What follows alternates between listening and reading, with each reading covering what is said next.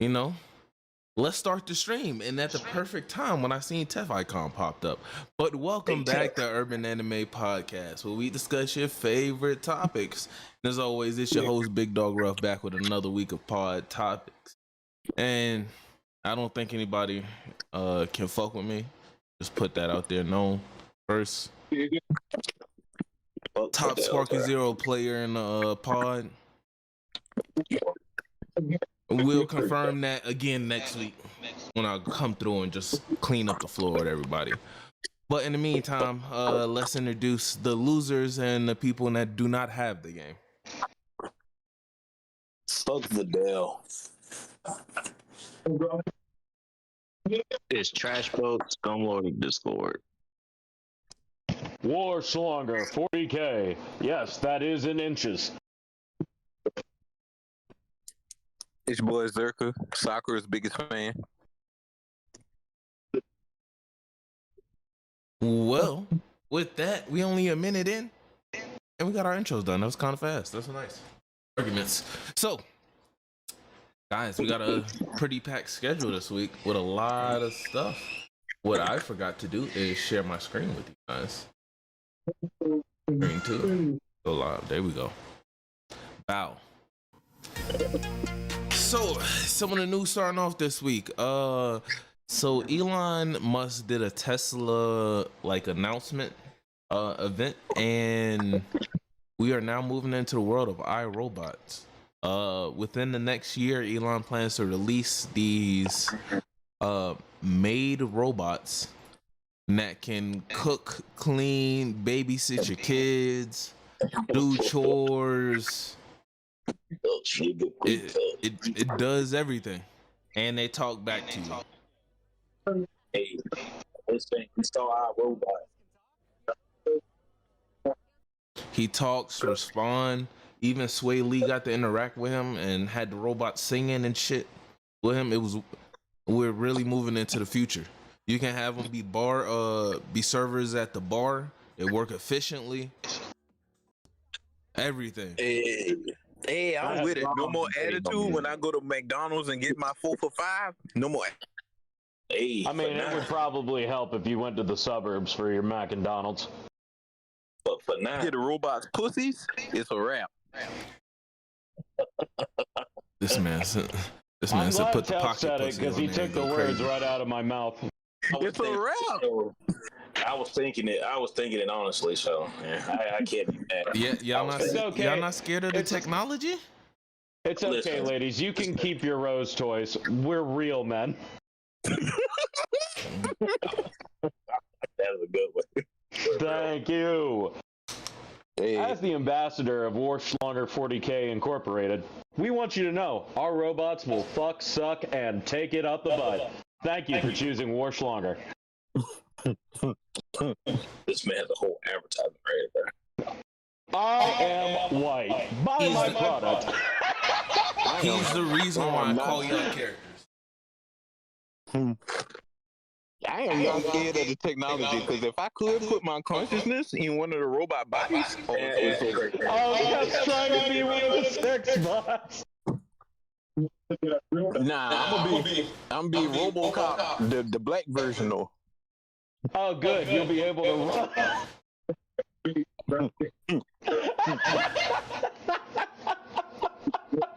Oh, man. For those who don't know, the original RoboCop literally can't run.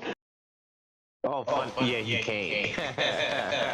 I get it now. I get it. That's funny as hell. Mari, you are amazing.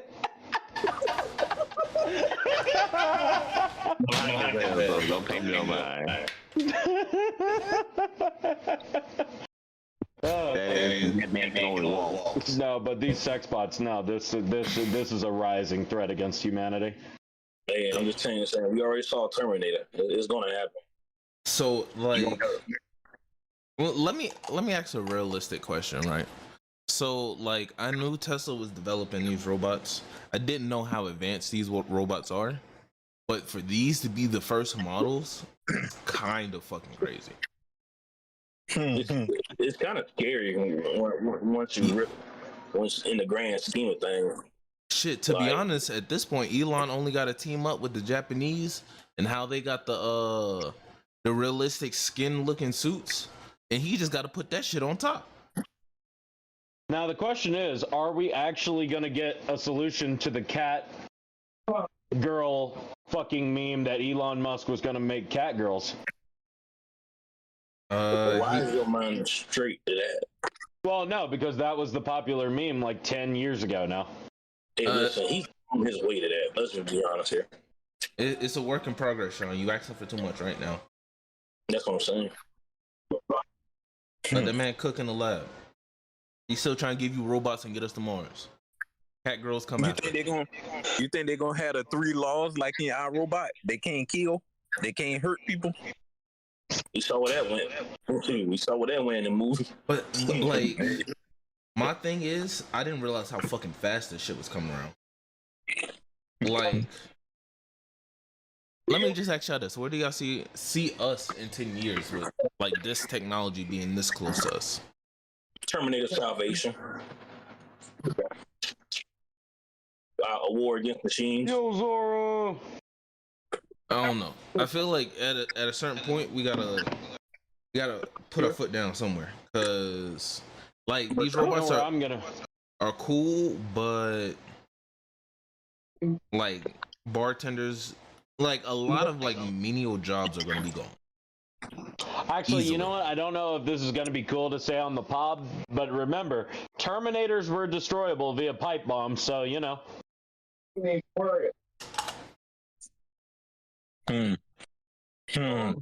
All I'm saying. Because think about it, these robots could easily replace most jobs in the city of Bamberg. Not city, in the town of Bamberg. It's not too late, everybody. We can go back to the farms. Hey, if you work at McDonald's, you on the fucking clock. Let's go. Yeah. Bruh, you know some locations is strictly just the machine. Yeah, actually, so at the Walmart in It's a town, couple in Georgia is it too. the Walmart in town is just pure staff? I mean, it's in South Carolina, it's pure staff.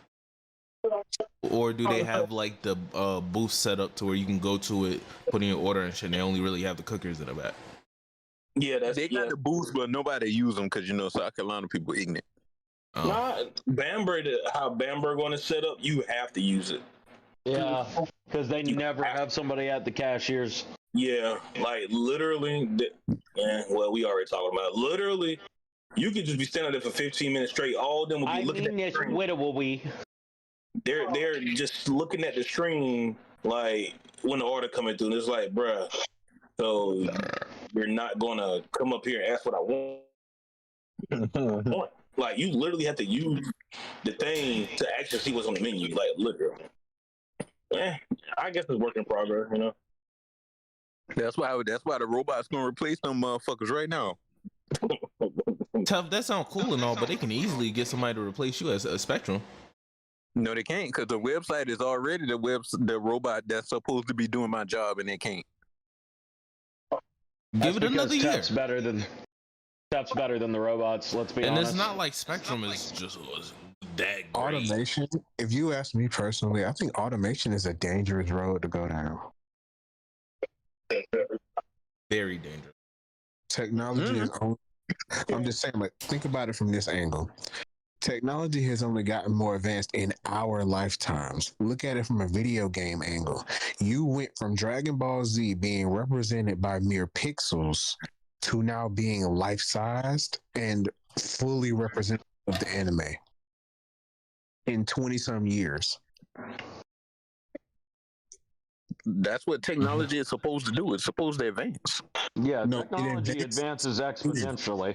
Yeah, But- it advances super rapidly. So And we've with never had this level of advancement as we have before. Guys, can you believe it? We live in the future.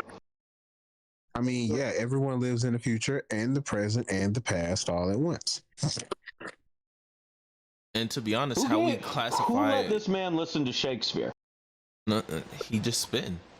And how we classify most of our ages in human history are by our advancements. like moving into like the nuclear era, between the nuclear era and like this technology era. Like those eras have been increasingly getting shorter and shorter, just because of how advanced we've been getting. But this is kind of crazy. I ain't lie. You know what? The only reason I'm a little upset about it is they can do all this, but a doctor still got to stick his finger up your ass to check your prostate. They ain't got a machine for that yet. That's some bullshit. So you want an automated dildo? No, I want an yeah. MRI that can check my prostate, nigga. Yes, I want a machine that I can just lay down that shit, scan my body from a distance. Oh, they got those. They just need to convert it into what you talking about. Yeah, actually, because right now we just have like small cameras, like really small cameras. Yeah, I'm getting close to 40. They need to speed that bitch up. Wow. I'm gonna laugh if Ruff has to get that shit and we don't. Huh? What? Huh? You have a prostate, sir. Oh. What? I'm talking about if Ruff, God damn it, Tev has to deal with the camera, and by the time we're 40, boom, scan. Like, I think that was pretty clear. You it's y'all, because as much as I joke, I'm right behind Tef in terms of age. It's literally Tef, Woody, and me. Like I can make the jokes all I want to. I'm right there behind him. So wait, hey, Shamar, how old are you? 27. Yeah. Shamar, right there. Shamar, you older than me. Yeah, I'm right too. I'm right there with him. I'm 27 as well. Damn. We old. I'm younger than all y'all, except for Sean. Joel, stop saying we old, bro. Sean, we at the bottom of the totem pole. The old people can go first. I know. I'm happy to be there, cause I be carrying this shit. Sean got the least amount of hair though. This nigga's bald. Sean looks 60. And Sean's gonna get his benefits while you get poked in the butthole. So I think that's a win. Damn.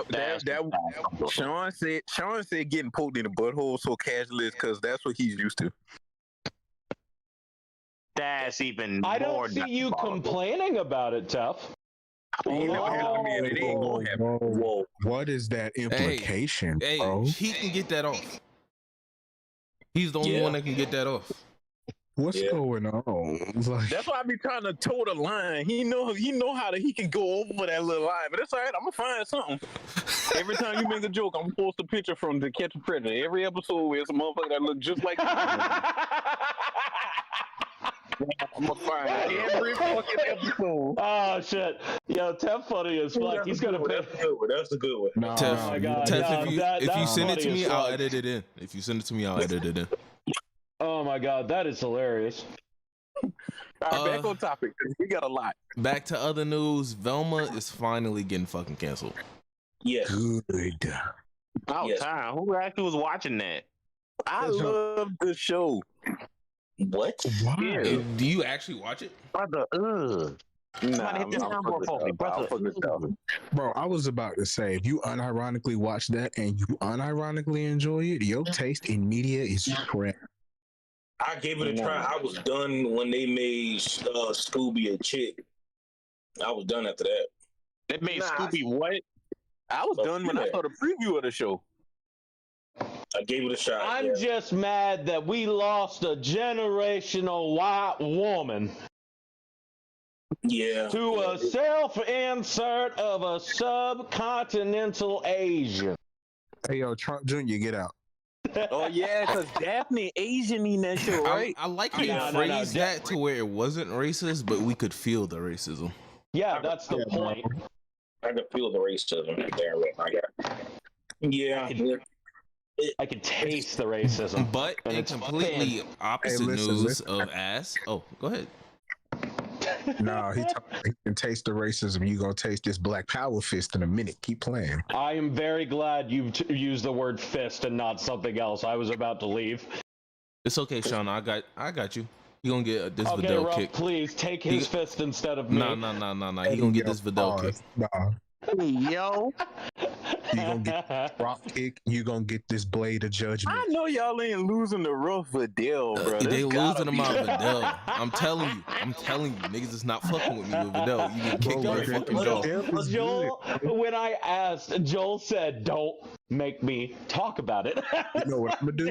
I'm gonna pull up on y'all with Ribrianne, Kakunza, and Rosie. I'm gonna do it. Bro, I have to tell y'all, I've been getting a lot of Sparking Zero videos. I guess it's just because, I see shit. But why does Raccoon's charging animation do that? That nigga be hitting that motherfucker. That shit was funny as fuck. Remember when Majin Buu did that shit and he did the fucking full hip swivel? It reminded me of belly that. roll. Generational. But in opposite news of Ass being canceled, Reacher got renewed for season 3. Jack Reacher? Yeah. The TV show version, not the movie. Ooh. Boo. I can binge watch it. Season 3 releases in 2025, and then they've been renewed for season 4. I haven't seen a single episode of it. Never mind. I can't binge watch it. I've heard great stuff about it, so I'm gonna give it a watch. And since we were talking about Sparking Zero, we do have some sad news for DBZ. The iconic announcer for DBZ that does the intros and like the outros and like next time on DBZ, whatever. Oh no! Quit playing with me. Doc Harris has passed away. Yeah. No. Nah, quit playing with me. Yeah. Say psych right now. We've known it since Gohan could form words in his mouth. In battles with Frieza, Garlic Jr., the Ginyu Force. We lost a real one, boy. That nigga voice is so iconic. I used to love to hear him pop up in other shit too. I used to love I never used to skip the outros of the episodes. I would be upset when them cliffhangers hit, but I never skipped them. You had to watch it. You had to watch it. You had to watch it. I had to see it. You had to. Yeah, because find out on the next Dragon Ball Z. That shit is iconic. Definitely. But Niggas mean that shit to the day. Since we are talking about Dragon Ball Z Daima did release this week. If you stay around till later, we'll give y'all a review about what we think of Daima. Did everybody see the episode? Yes. No. Yes. Well, I don't know. I've seen it. I did see that animation. No, I've seen it. It's gas. The animation is gas. Amber Thunder. She's the lady that played in the most recent Predator movie. She joins the cast of Monarch: Legacy of Monsters season 2. If y'all are fans of like Godzilla and that series, Monsterverse shit. The Monsterverse. For those of you who don't, y'all seen the most recent Predator movie, right? Well, I know most of us have. Yes. Prey? Was Prey the most recent? Yeah, the most recent Predator movie, the most recent one, the one that dropped a little during COVID, a little after. Yeah, that's Prey. That was okay, Prey. yeah, that's Prey. Yeah, Prey. Yeah, her, the main character in that one, her. She's joining. And she fucked the whole power scaling up for the Predators, bro. They got niggas thinking I'm gonna be the Predator right now. No, they got you thinking you can be the Predator. We had this discussion. Honestly, if I see one, I'm running as fast as I can. I'm probably not getting away, but I'm running. Hey, you put me against that same Predator and you drop pussy Ellery, nigga, I'm beating the fuck out of him. All right.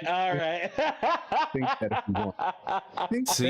See, like I said, guys, it lost to a little girl with some prep time, bro. If you lack that much confidence in yourself. Oh, it's that Predator. I thought we were talking about classic. Nah, but you see, that movie got you thinking you can be the Predator. Don't say yo. I know my limits. I own a gun. Listen, I ain't going down without fighting, Brandon. Listen, Brandon. She gave me the confidence to believe in myself. So if she can do it, I can pull it off. Wow. It's a line between and stupidity. To win, do I just need to kill it, or can I go out with it? Does that still count as a dub? No. Yeah. No. I don't think it counts as a dub unless the Predator leaves you a trophy. Well, if I die, he ain't gonna leave me no trophy. Ain't gonna be nothing left of him. Jeff continues to drive home the point that he will destroy the Predator in sexual combat. Okay. There will be nothing left. Anyway, guys, I have good news and bad news. Which one do y'all want to hear first? I want the good news first. We know the feds looking for Sean on the Diddy list, bro. That's not bad news. No. Hey, bro, you mad from outside the club? You couldn't even get in. Why do you want to be in the club? Question. I don't fucking know. He It's meets part all of the joke, qualifications, like Lil Nas X said. Yup. Yeah, man, it's gonna be crazy. I'm gonna tell my grandkids I diddled Diddy. All right, so yeah, I said the good news. The good news is more plans for the DCU has been announced. James Gunn's Superman will directly lead into Supergirl, Woman of Tomorrow, and that will lead into the new Titans movie. Ooh. That good news? It's not animated, so that's not necessarily good news. Oh, it's not animated. It's a part of the new DC live action to where they're redoing Superman, and Superman is supposed to be more comic book accurate, like the Boy in Blue type shit. And I kind of fuck with it. I kind of see the vision for the Superman. However, we do have bad news. The bad news is they have found the casting person for Green Lantern. Here we go with this. And this is please make Jon Stewart Mexican. This is Jon Stewart. Oh shit, is he Mexican? We go with this. No, he's the guy from Rebel Ridge. He's a light-skinned French guy with green eyes. With it. And a lot of people have been having some issues and seen problems with him being cast.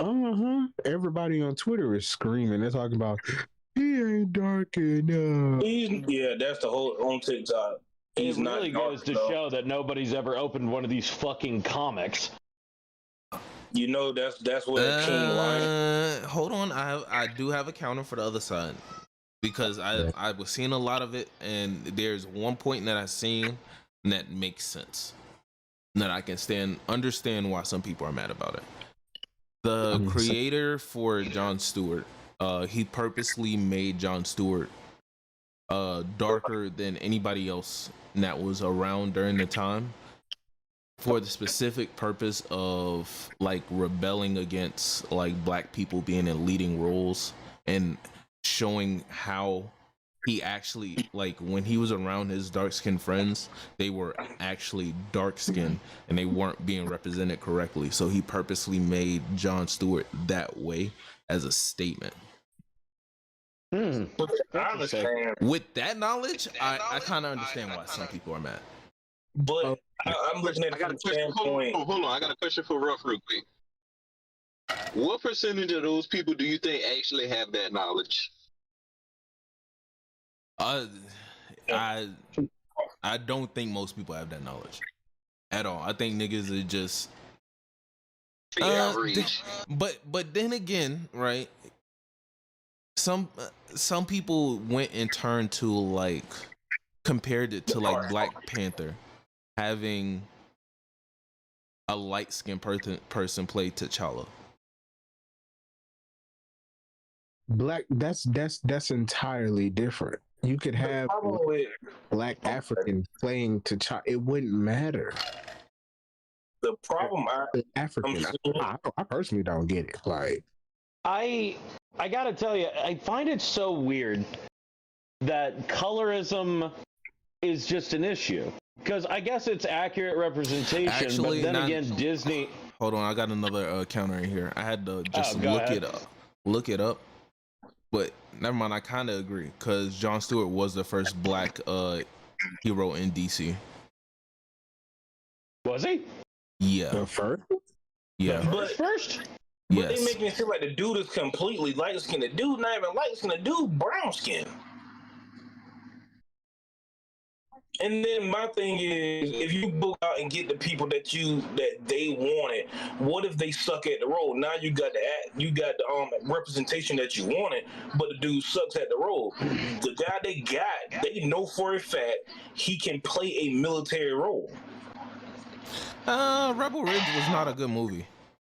It's not a good movie, but I think his acting was really convincing in the sense of like a veteran. Acting was convincing. The overall story for the movie was kind of mushed out, but his acting saved the movie.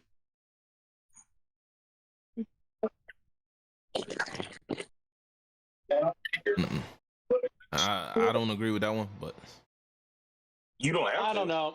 I find that's just a difference in opinion. That can just go in the wind. I don't agree with it, but that can go in the wind because it's an opinion. I guess my final note on this is I really just don't understand the colorism. Considering this was like the second black superhero that I was ever aware of, the first one being Black Panther, I had never thought one day it would be an issue.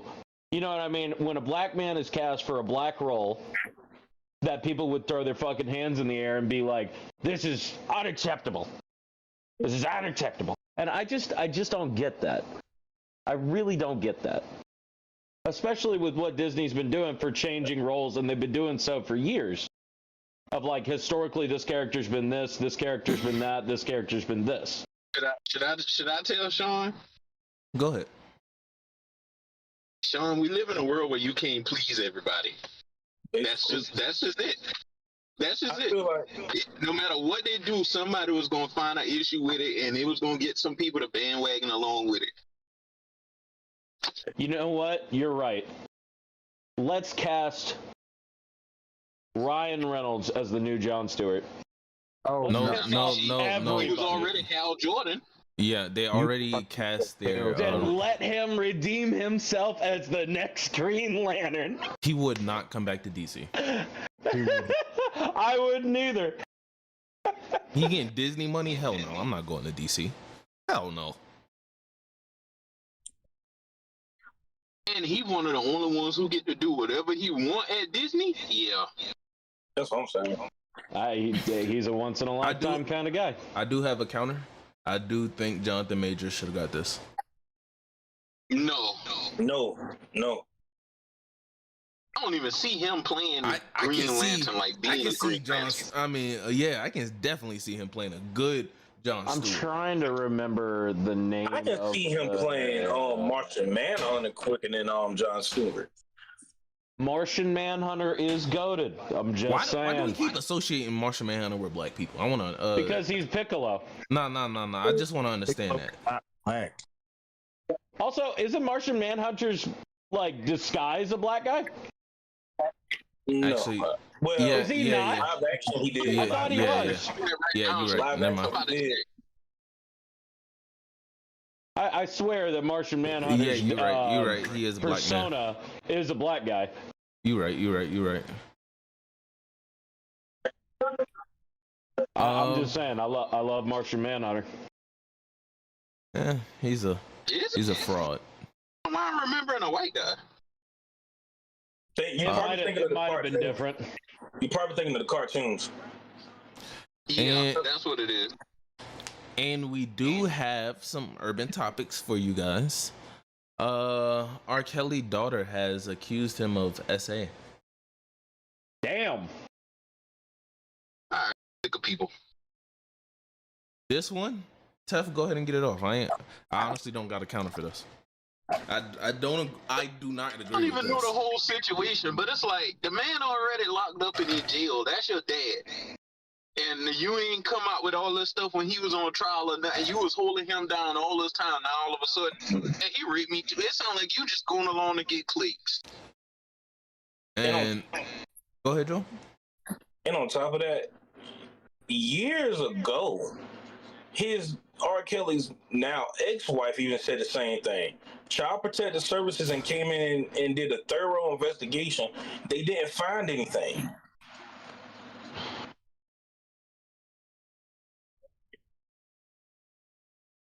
Wow. Daughters. So it's like at this point, like talking bad about him in the media when they found out he had a girlfriend their age or some shit like that. Yep. I'm gonna throw my opinion in here. I'm completely against this.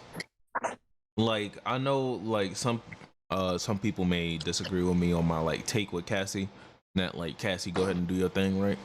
But this, I feel differently about it because you're his daughter, and when all those women were coming out talking about their like stories and all other stuff that they had going on with R. Kelly and the situations dealing with R. Kelly, when they spoke up about it, that was the time for you to come out and say something to help those voices. That was the time. Even if you were scared, you still see those other women scared and putting their voices out, and you still see this nigga being pursued in the law. That was your time to like be honest and come forward. But like waiting to now while he's in jail, I understand that like, oh, it may make you feel safer, but then again, why the fuck are you doing it? What are you doing this for? This is not for like a healing process. Telling the world, oh, this happened to me, doesn't help your healing process. You're bringing more eyes on you for more people to scrutinize you, look at you, demean you, whatever. And the only thing this does is makes it worse for you, and it makes it look like you weren't being honest. And then when he was going through the trial, you was supporting the nigga. This shit is just fucking disgusting. I take she's just as worse as her mother. I don't know her mother. I can't speak on that. I don't know. Her mother was the one that was came out that was saying, "Oh, I knew for years what he was doing. I just didn't. I just didn't say anything." That's her mom. His ex-wife. That's her mother. Yeah, just as bad. Exactly, just as bad, because it's like, okay. So my thing is, if this happened and it was already proven that it didn't happen when you were a younger girl, you're saying he did it.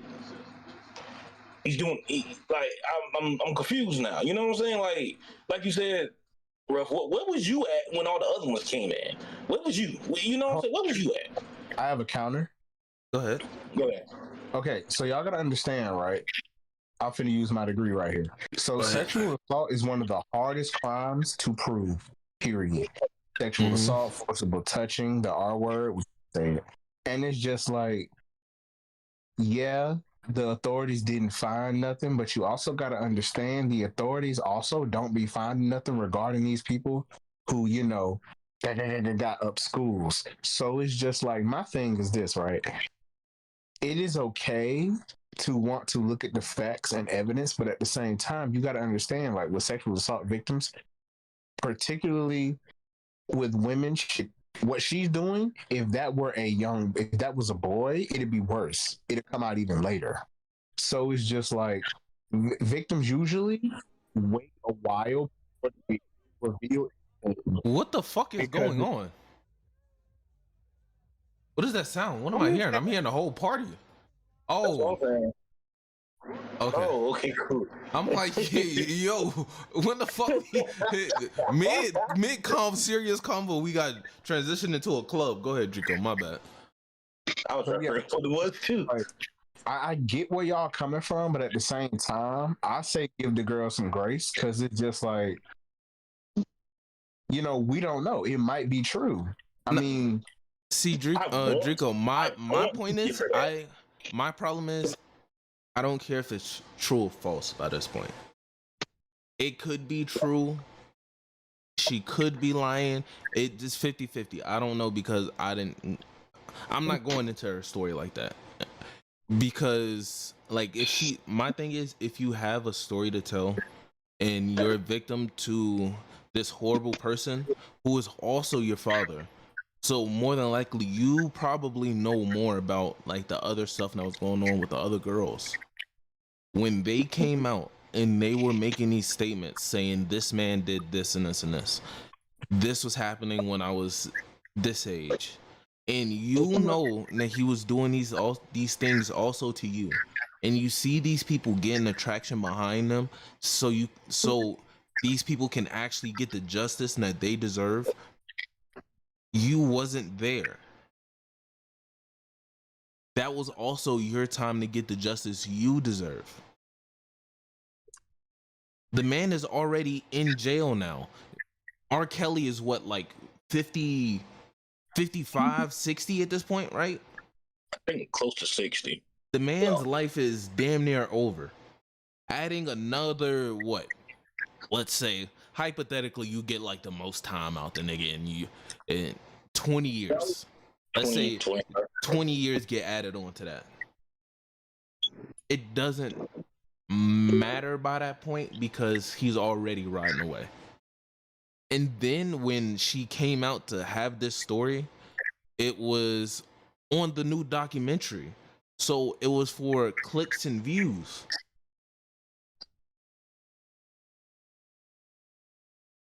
On a TV network.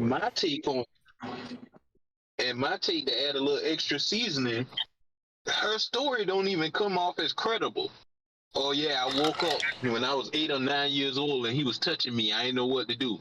That's very vague for one, and for two, it's not consistent because the age of his victims was like 14, 15, and 16. Ain't nobody ever came out with no 8 or 9 year old. Oh yeah, R. Kelly touched me. He did this to me. So it just seemed real suspicious, and the fact that it came with this documentary on the date that he was appealing to get out. So that it's just weird. You have a counter, Draco? I mean, he can say that. I mean, but what I say still stands because you got to understand how these things usually work. You know what I'm saying? It's like I want to believe her, but at the same time, the timing just isn't it for me. Okay, Draco, take the credibility portion out and just focus on my argument. You have a counter for that? Restate it one more time so I can, properly understand it. Mine's was that she waited till now for these clicks and views from this documentary. However, when these women were coming out and making these statements and they had credibility and they were just trying to get justice for stuff that happened, she wasn't there and she was quiet and in the background and supporting this nigga. That's my problem with her. I mean, you said it yourself. That's her father. So I'm not saying, because listen, I don't know. I'm not going to pretend like I do. It's just that my whole thing is, when it comes to believing things, it could be something as simple as rumors from back when I was in college. I look at people's track records for things. Hells, he the type of dude that had no problem, like the Boondock Show, peeing on that girl. To be fair, like Tef said, his victims were not that age.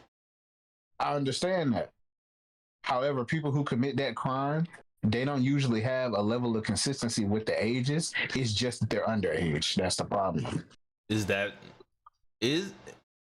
don't know. Nah, I don't think that's true. People like that would usually have a consistent age where they would just keeping a age range. Because some predators have like a level of morality that won't let them drop below like ages of like 10. Hey, no, what he's saying is that they have a type. Yeah. Yeah, because think about it. You saying R. Kelly was going from teenagers to his preteen daughter. That's a big gap in like the development in the person. That's why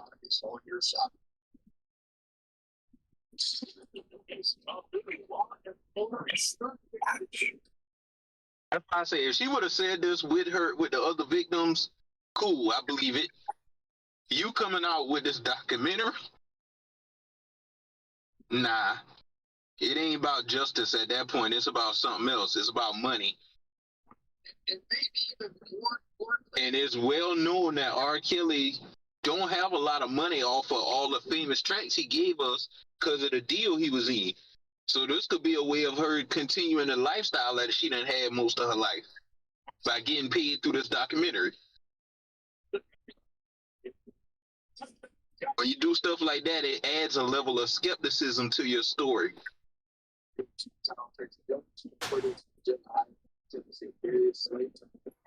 That's fair. That's a fair point.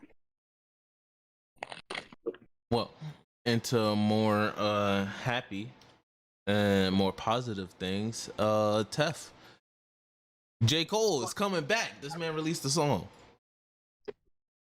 Shit, fire too. Yeah, it's fire. I ain't gonna lie. I'm not mad at him, you know? How you know, I'm not mad. Let's get to the part everybody talking about, man. Did everybody listen to it? No. Hey. With him talking about do you want to hear it? You can just play the part that everybody talking about for him. It's around the second verse, right? 3-minute movie? Yeah. Yeah, about right there. Maybe a little further back. Maybe. Nah, it's a little later. It's closer to the end of the song. Okay, yeah. I haven't heard it yet. Okay, right here, basically. Ready? This nigga is rapping. Yep. I love when this nigga's in his bag. But that glorious rap right there. Bruh, man was spitting. So I missed it. What's going on? We was listening to J. Cole new song. Oh, Yes. okay. All right. Let's I'll put it all on the your table. word for it. Let's put it all on the table, right? All right. As a person that has notoriously said J. Cole is a solid number 3.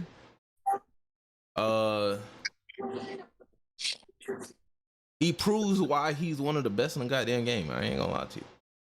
One of the goddamn best. However, what I don't like as a rapper, let's say I'm like Kendrick or Drake hearing this, right? This sounds like a nigga playing the fence so fucking bad. And then on top of that, like there's like little lines in here that feel like shade being thrown.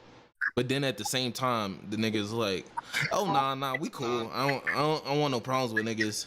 But all these other niggas is out here fighting and shit. I ain't doing that. I'm staying on the inside. But I'm still gonna just throw a little shade here and there, here and there, here and there. What was the shade?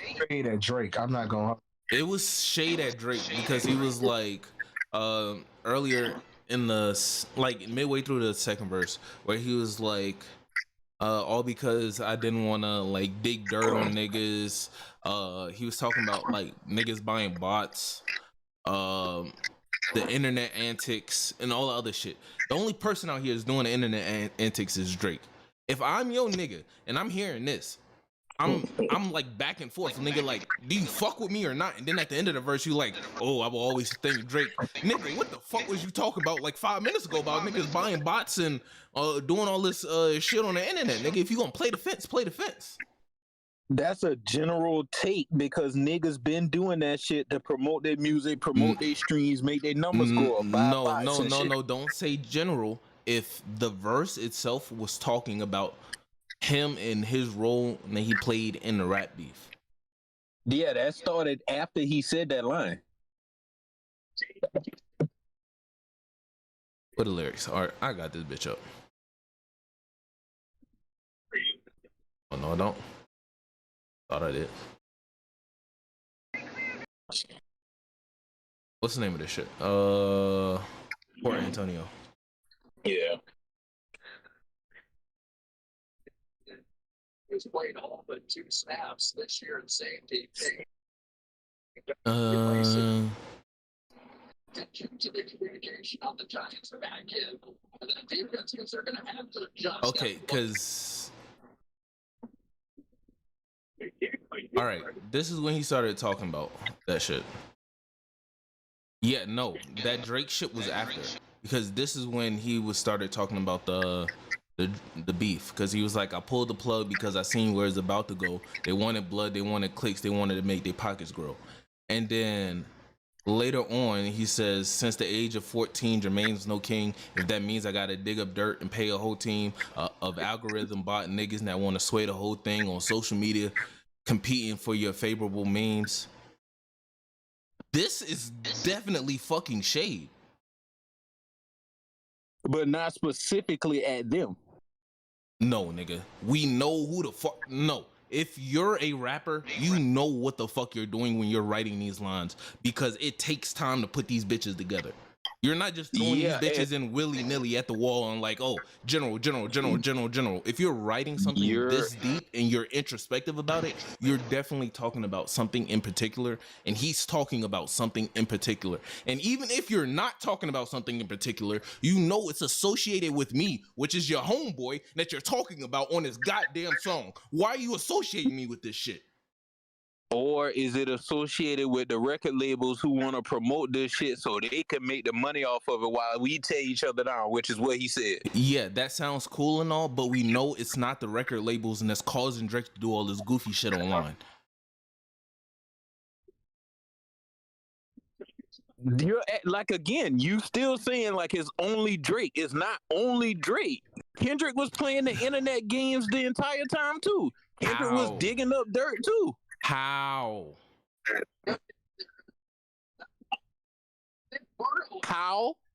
Yes. So putting the owl in the video and dropping the whole 555 with the length of the video on Independence Day is not playing the whole social media game? That's Kendrick, nigga. That's literally, he literally does shit meticulously. That's not playing an internet game for Kendrick. He's just... You can meticulously play the internet game. Did Kendrick not dig up dirt too? So it's not a solo thing.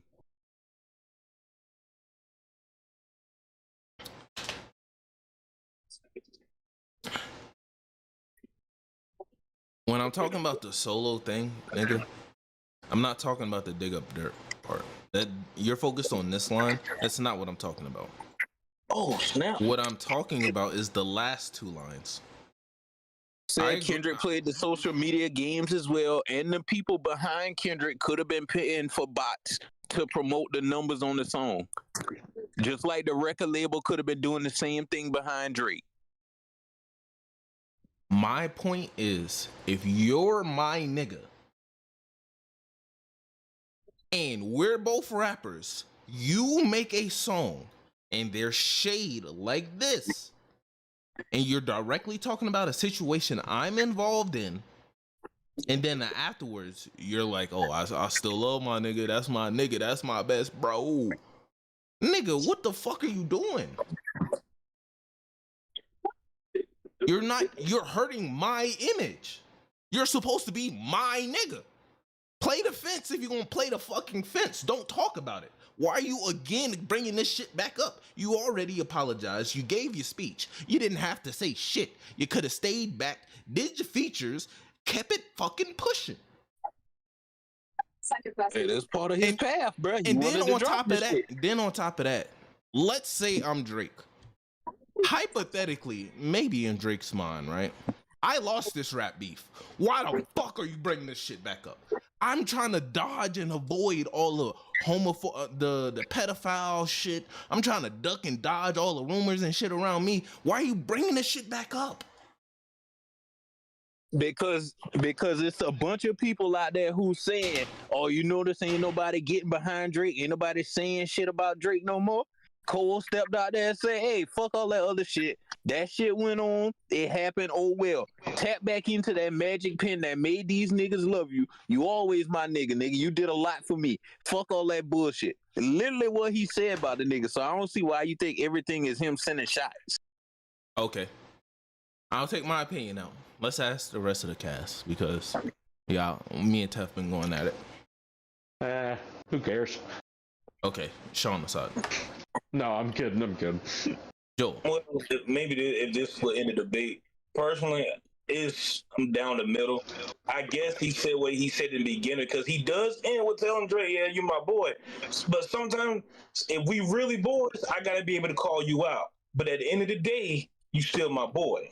So I look at it as he called him out for what it was. because neither one of them, because he also called Kendrick out, so he was like, bro, neither one of y'all had to do this.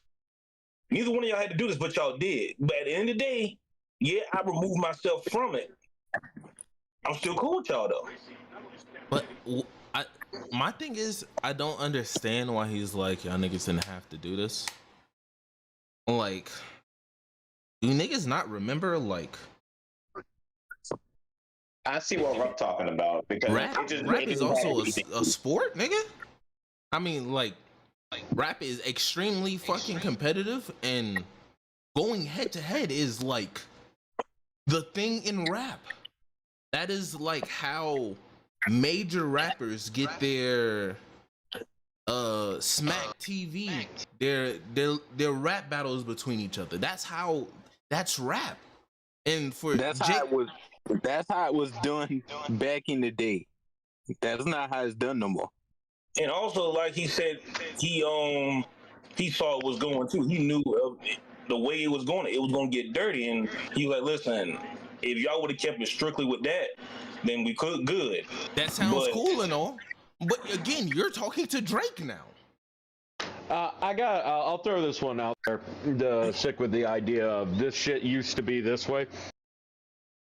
I don't remember who said it, but somebody said recently, or God, within like the past 5 years, I sold mixtapes on a street corner. You put the shit on the internet. We are not the same. We're not talking about those people though. Oh, my bad. Drake and Kendrick came from back when niggas was still selling CDs. Like, they were still before like the transition into pure like music. These are like old heads in rap at this point. They've been around. These aren't like new niggas, and it's like, oh, let shit them old head niggas is doing is just whack.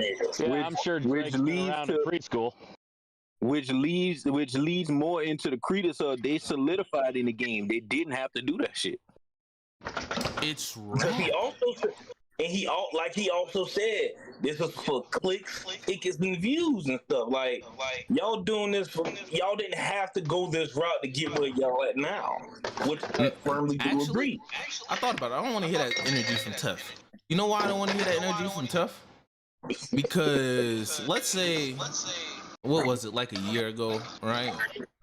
If y'all do see this, just know we recognize y'all. The other urban anime podcast was out, and they was releasing shit. And just for the fuck of it, Tuff, didn't you go over there and try to start some shit? Yes. I went to their podcast and offered a competitive collab to debate for the name for the podcast. That's not saying we gonna go dig up personal beef on these niggas. That's completely different. That's what we have Google for. Okay, now keep that right. In the beginning of that rap beef, because I don't know why we have to go back to this. Kendrick literally had a conversation. Kendrick literally released a song and said, "Hey nigga, don't cross those lines. Leave it at rap. Don't cross those lines." And what did Kendrick say 2 lines later? Remind me. You don't know shit about waking your son up for school, teaching them shit about morals, having integrity, discipline. Listen, man, you don't know nothing about that. 2 lines later. Those lines. Is that just rap? It's rap because it's talking about him. No one else is involved in that bar because it's talking about him, not his son. His kid? It's not talking about his son. It's talking about him. Interaction with his son. He never said anything bad about his mom, dad, son, or family member in those initial songs. That is pretty disrespectful to say I don't know shit about raising my kid. That's pretty disrespectful. That's disrespectful without talking about your family members. Because in rap beef, I can disrespect you, but the moment you disrespect one of my family members or somebody around me, then it gets personal. What? No, it's personal the minute you mention somebody's kid. You know that. It's personal the minute you do that. I know you don't want to hear this, but and M even said it in one of his songs. The minute you mention somebody's child in the song, it's pretty much a rap. Like No. That's different because when someone mentioned Haley, they were talking about Haley in a bad way. That's why Eminem. No. Josh said your mother's a crackhead and Kim is a known slut. So what is Haley gonna be when she grow up? That is not him saying anything directly bad about Haley, but still That's saying something mentioning directly bad about his baby mother, his mother, and then continue to insinuate something about your daughter. Nigga, that is something completely fucking different. What are we arguing here? And it's a reason M only got mad about him mentioning Haley and nobody else. M ain't even was mad about the baby mama or his mother. He was, oh, you mentioned Haley. And M even said that multiple times. No. That does not work because the way Haley is mentioned is in a way to insinuate that she's going to be the same as the mother and the grandmother of the child. The mother and the grandmother of the child. You're insinuating that my son is growing up without morals, integrity, and discipline. The nigga is talking about you. It's different coming from somebody's parenting skills than coming from somebody's family members. I'm just saying that, and that's it. Words have meaning. Hold on. Shamar, I don't want to hear that because just me mentioning a statement that your wife said on Facebook, you said you took offense to it. So I didn't even mention her directly. I mentioned her directly, but I didn't say anything about her. I just said, what would she think about this post? Came from her ideals and how she thinks of life, which was disrespectful. I said, what does she think about this post? It wasn't even coming for her ideals. It was a post about an ocean under an ocean. That is not inherently disrespectful, but the same way you felt that way is the same way Drake felt of his son being mentioned about being raised with no morals.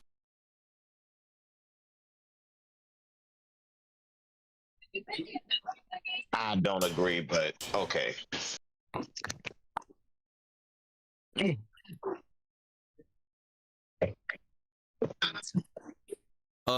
We got so far off.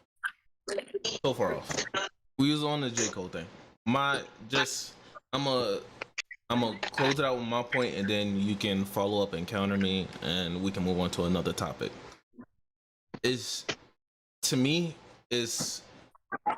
because like I'm a rapper and I know how much time and effort goes into like making your bars and making them make sense and wanting to write them so they get the impact that they do. Because regardless of like if somebody says, oh, I don't write for the fans, or I'm just like speaking my mind, I really don't care about what people think, that's a fucking lie. They're putting extreme thought and effort into how they structure and organize their words. So one line here will not fit if it goes further up, and that's what separates J. Cole, Kendrick, and Drake away from like every other ordinary like rapper or any of these like main rappers, even including myself, because there's a level of skill and focus that's put into these lines that's not just throwaways at any point. So when you make a song and you have somebody that you will say is a friend in rap, multiple friends in rap, that you're willing to risk your rap career for, which is him going out on stage and apologizing, which is one of the most riskiest things ever done in rap. He came out and he did that. People respect him for it, and people have continued to move on with his features. However, in this, he goes back to the rap beef, and instead of letting like all the dogs that was in the fight, which he's saying his homies were covered in blood afterwards, letting those dogs lick their wounds, you bring it back up and when you bring it back up, you start throwing shade at the niggas like you're like kind of better than, and then still being like, oh, we still cool with it. I'm just playing the fence. It's just rap. But when you had the opportunity, you decided to jump in the pool too. And even if you go back, you're still throwing shade and stuff in this. If you don't want to be mentioned in those conversations or dragged into any type of beef or any of that shit to keep your peace of mind so you can sleep at night, then don't go back into that pool. Stay out of it. If I know my niggas is in gangs and they out there shooting and shit and they getting their shit done, if I fuck with them, I'm still gonna stay out of the mix. I'm not gonna go into the mix and criticize them niggas for what they doing. Do y'all thing. I'll stay over here. I'm not gonna highlight y'all in any negative way. I'm just gonna do my thing. It's a certain way to go about doing things, and I don't think this was done in a correct way if you say you're as much of a friend as you say you are. And that's my point.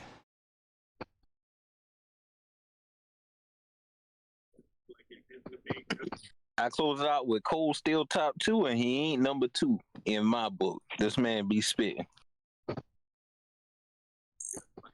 For me, it's still Kendrick, Cole, and Drake. If you want to look at it like that. Well, then Drake actually fell off the map. Now I'm thinking about it. So Kendrick and Cole. Put Wayne up there. Oh, we got to get everybody top 5 one day. I've been trying to do that for long. Every time it's supposed to come up, nobody has a. There's only 3 people who actually have. Didn't drop mine. Yes, we have. I've done it multiple times. That's why I don't even try to do this no more. Oh, I dropped mine. I definitely dropped mine. Hold on. No. We are not about to do this now. Y'all hold it and y'all save it for later because niggas don't like actually doing it when we ask them to do it. Y'all save this shit for later. That's the whole point. I'm not doing no more lists until I can get like everybody on the same page. I'm tired of saying people dropping a list. I'm tired of it. That's all I'm gonna say. I ain't gonna lie. Hold on. What happened to the top 40? We been was supposed to do the top 40. I still have my top 40. You have my list ready just in case. Just in case. I had that one ready too. I did that too. Okay, that'll be Thursday. That'll be Thursday. Save that list. Wednesday. My bad. I forgot we switched days. So we have a hot take when it comes to rap. 2012 was the best year of music. No. It was alright. My counter is 2016. Yeah, I'm about to say 2016 was pretty fire when you go back to it. The Cypher was ass, but when you look at the individual artists, they all pretty successful. I'm looking at popular from 2012. Diamond Flow Riders by Rihanna. Boyfriend with Justin Bieber was that year? Yeah, yes. I'm asleep. Let's counter that and do. Let's come over here. Let's do 2016.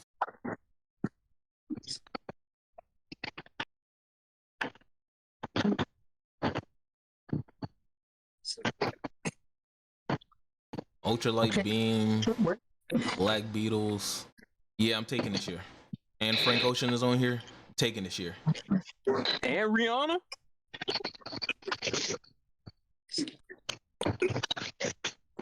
Panda. Tribe Called Quest release. Yeah, I'm taking that year. Niggas don't know about Tribe Called Quest. And we also have a worst rapper list. Joel, was it the one by 50 Cent? That list was so terrible. I got you. Go ahead and drop it. Is it the one from Facebook? It's probably the same. Because everybody been talking about it. I ain't gonna lie, I like the troll, but I saw that list and there was one name on there. It kind of pissed me off. But who made the list though? That's what I want to I know. don't know, but they some. I was about to fuck up. They some. It's insane now. They some smoothie Got brains. it. All right. I don't know. Let's take a look at this chart, right? Yep, that's it. That's it. It's a couple names on this list that'll piss you off.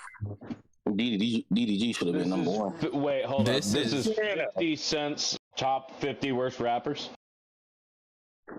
No, it's not 50 Cent made this list. Somebody made this and posted it online. Oh, okay. So probably really bad. My thing is, just let's. No. Hold on. Everybody look at the list and tell me what's the most offensive name to be on here for you.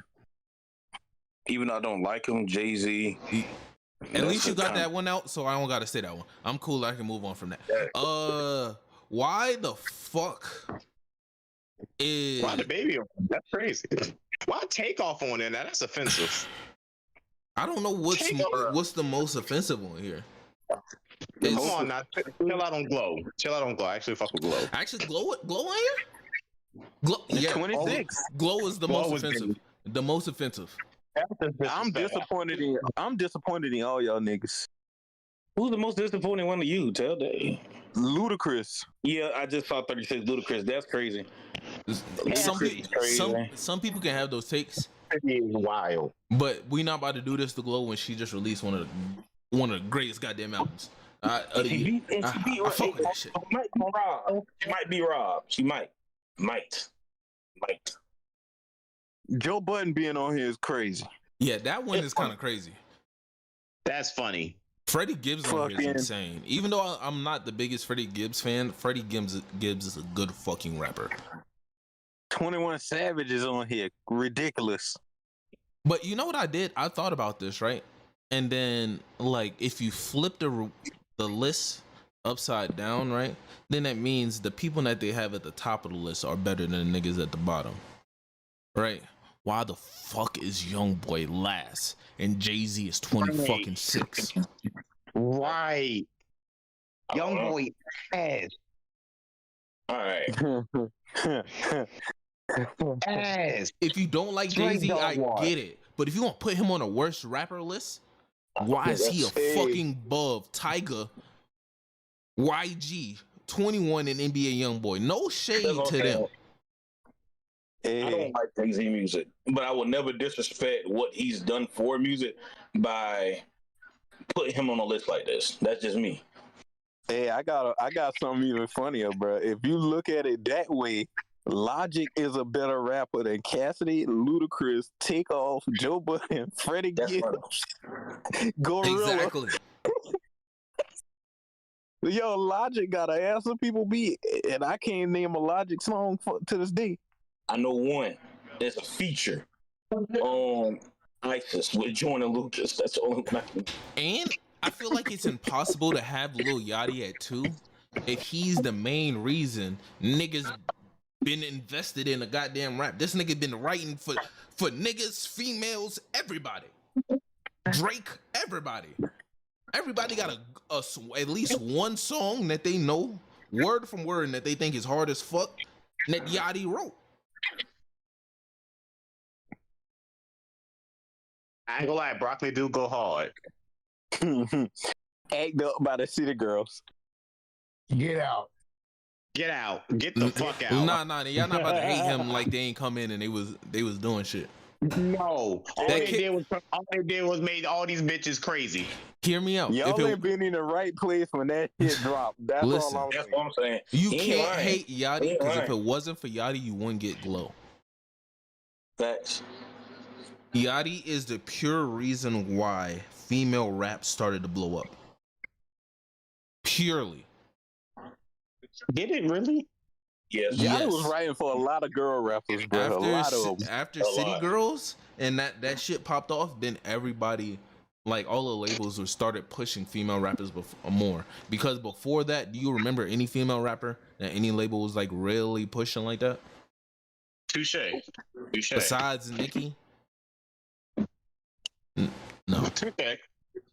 Touche. I give you that. This list is a fucking atrocious. The disrespect to Glow, I like for all my Glow fans.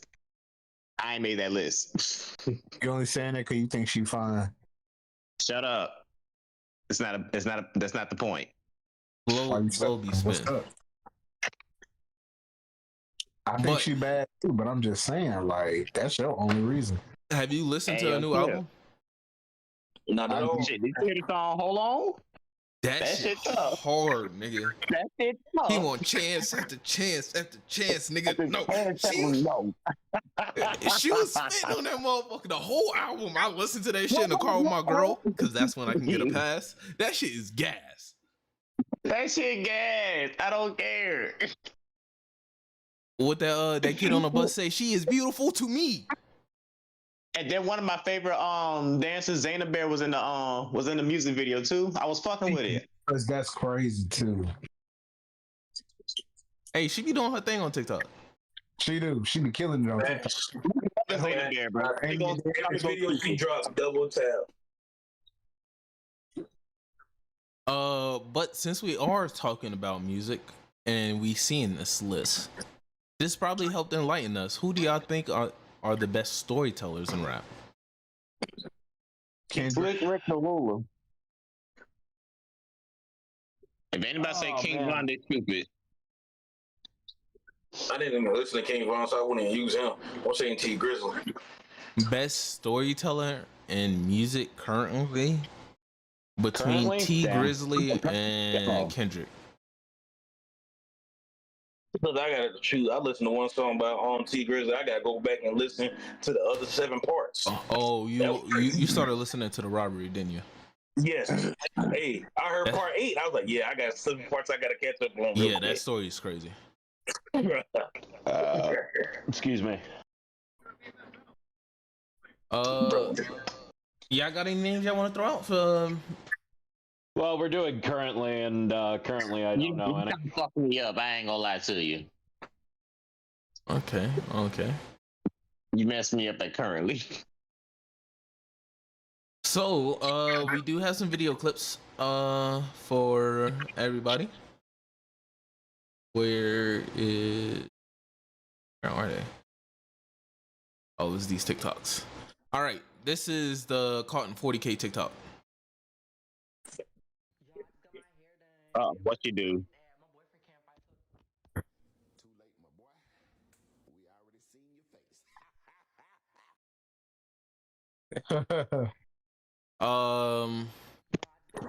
I don't know if y'all know who this is, but this is what was her name?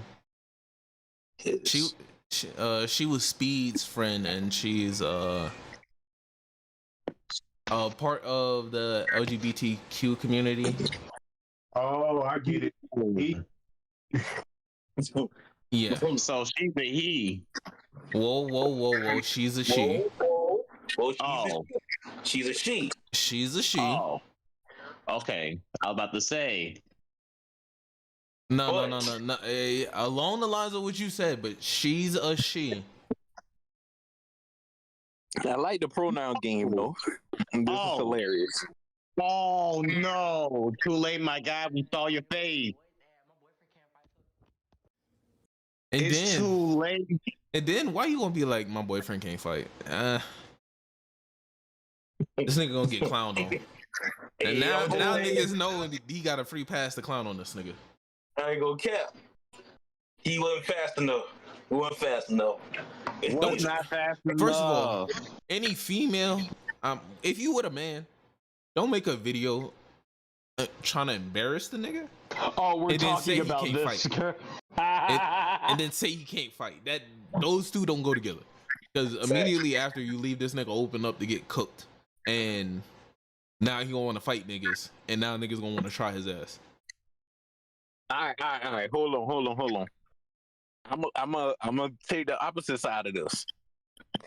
If it's a girl you're not afraid to be associated with, you can let her get that off on your social. Y'all I hear you. Absolutely. With this situation right here, my guy, the minute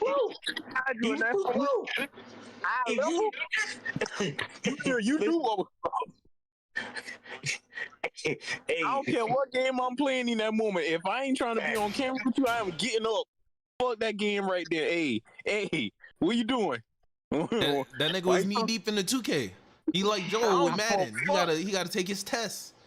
Nah, hey, I don't give a. Listen, Hey, I could be down 2-1 characters or on the verge of winning as Spark is zero. If I ain't want to be on your camera, it's going. The minute that bitch get to eye level, I don't give a fuck about the game anymore. What you doing? The fuck you doing? First of all, she got it off the poster too. Facts. Exactly. But see, lethal word. He wasn't fast enough. But he was too slow. We have another clip for you.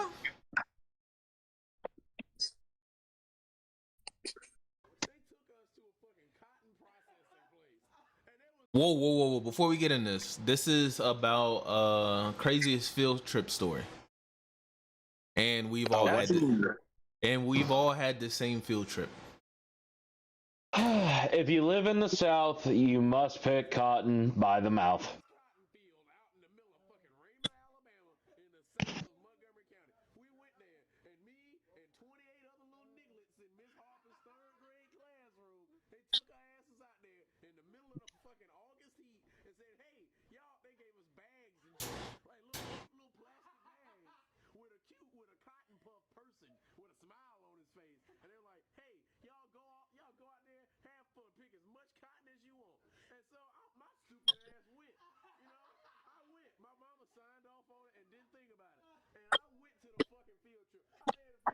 This is supposed to be funny, but this is funny.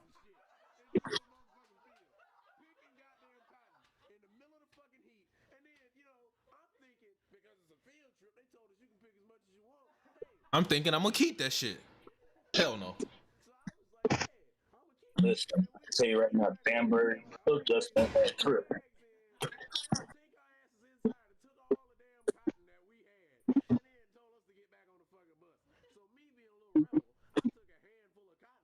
Same.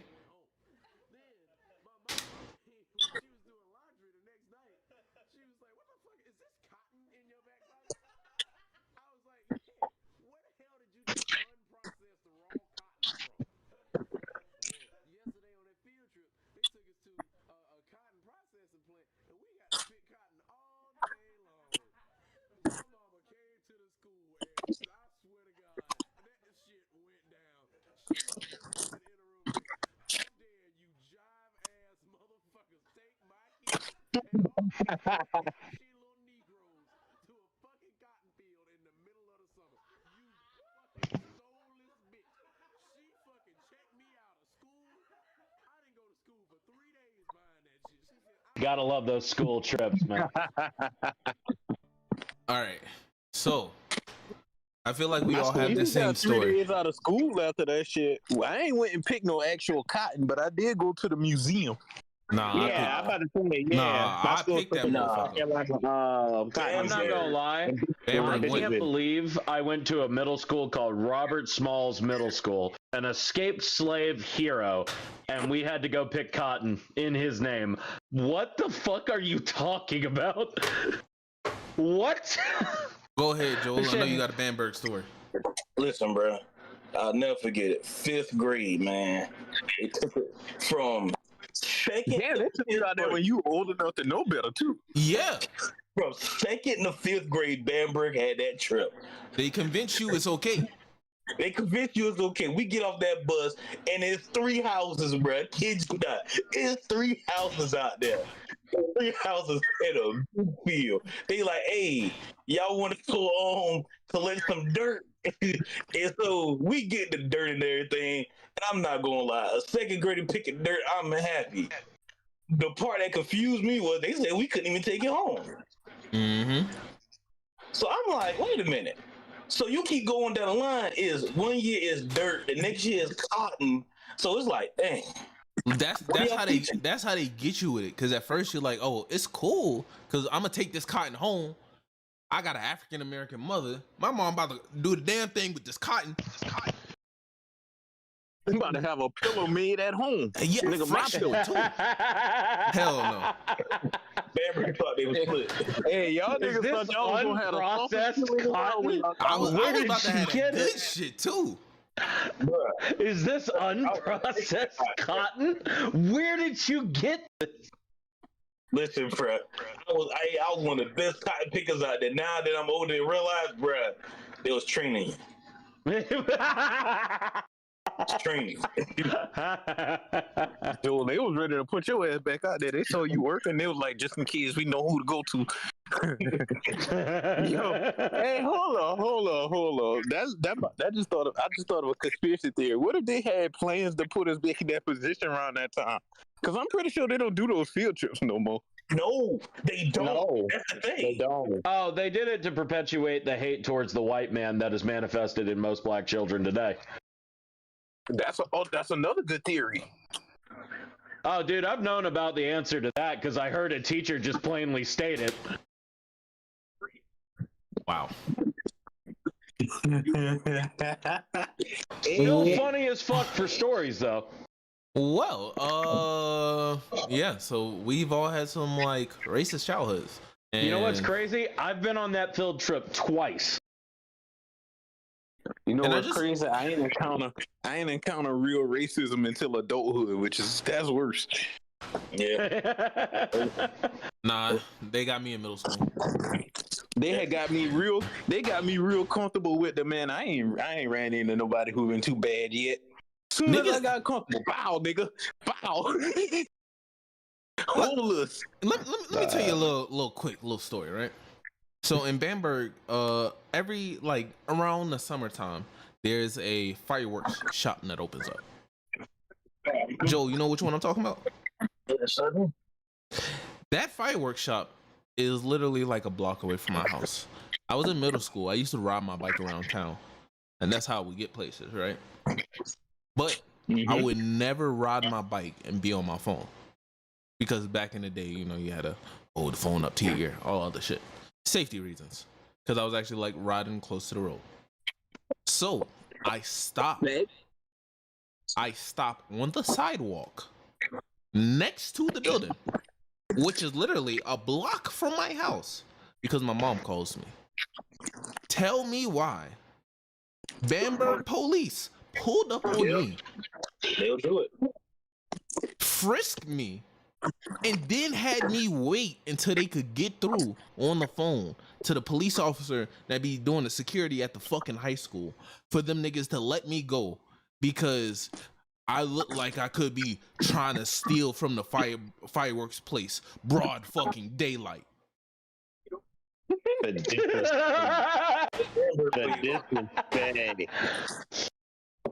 This looks like a no good narrow. We must stop him in the name of the law. Sean, you cut a little too close with that. That's where Ellery different than Bamberg a little bit then. I didn't get close. In Ellery, everybody know the cop. The cop know everybody too. So goddamn, when he pulling you over, he calling your parents' name off rip. Hey, yo, what type we do? I'm gonna tell Tone Peter right now. What you doing? What you got going on out here? Man, I ain't doing shit. So like I said, I ain't get to the real racism till I'm on my way to Orangeburg one day. Fucking white man driving slow as fuck in the passing lane. So I ride past him, beat the horn, flip him off. This nigga followed me for 45 minutes, call the police, talking about, yeah, he waved a gun at me. Nigga, what? Oh, diabolical. Cop pulled me over. I said, man, if I waved a gun at him, why he followed me for so long? This man said, I'm in danger for my life, but you know what? I'm going to follow him. I got to make sure y'all get him. Listen, Chris. This doesn't even make sense, man. Oh, man. So, do y'all want to get into chapters? Wait, before we get into chapters, can we do the episodes first? Actually, yes, I do like that. Let's do that first. Because my boy broke the One Piece anime this week. Wait, what? Yeah, he talking about Kobe and his honesty impact. Listen, as a person that's seen I ain't it, gonna lie, Toei needs some consistency in the animation too. I caught a lot of shit in this episode. They need this. you realize Kobe ain't as strong as it look because he ain't nowhere close to Garp with that shit. That shit look weak as fuck in comparison. Actually, if you compare Kobe's honesty impact to Garp's Galaxy Divide, Kobe's is more impressive. Nah. In all fairness, Honesty Impact looked like it did more than Eustace Kid's railgun. Oh, definitely did more. No. Hell. Oh, I'm surprised that's what Tef didn't say. No. Oh shit, Shamar's back. When did you get back? But with the news of Kobe, smashing through barriers, Kobe also ended up putting One Piece on hiatus. Breaking the anime with his power, bro. Luffy ain't even do that with Gear 5, nigga. He gave him the old Honesty 1-2. So One Piece will be going on break until the start of next year. And I would just want to point out we had a conversation about this. And we agreed it would be nice if they up One Piece animation and then just switch that shit to seasonal. They need to. I see that. That's what they have been doing though, because the animation has been clean since we got to like mid-Wano. Yeah. This episode did have a lot of mistakes in it. But plus on top of that, you got to get a break. They really close to the manga. The manga needs to get to a point where it can, it's a good branch. You know what I'm saying? So this 6-month break, it's well needed. It gives the time for the manga to build up. And I look at this as a sign that Elbaf is not going to be as short as we think it is. That's all I'm going to say. You kind of got a point with that this would be a 2-3 year arc. Bruh, Elbaf about to be long, especially with the first 2 chapters of it. I'm like, no.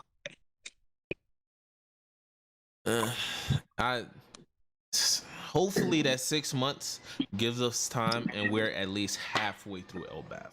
That's what I want. I would hope. You think we gonna be halfway through Elbaf in 6 months? Crazy. I literally have been saying this. I am not a fan of Elbaf. I said it since Wano. I don't want to go to Elbaf. Now that we're here, let's make this fucking quick.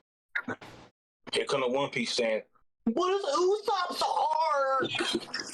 You better hope it is.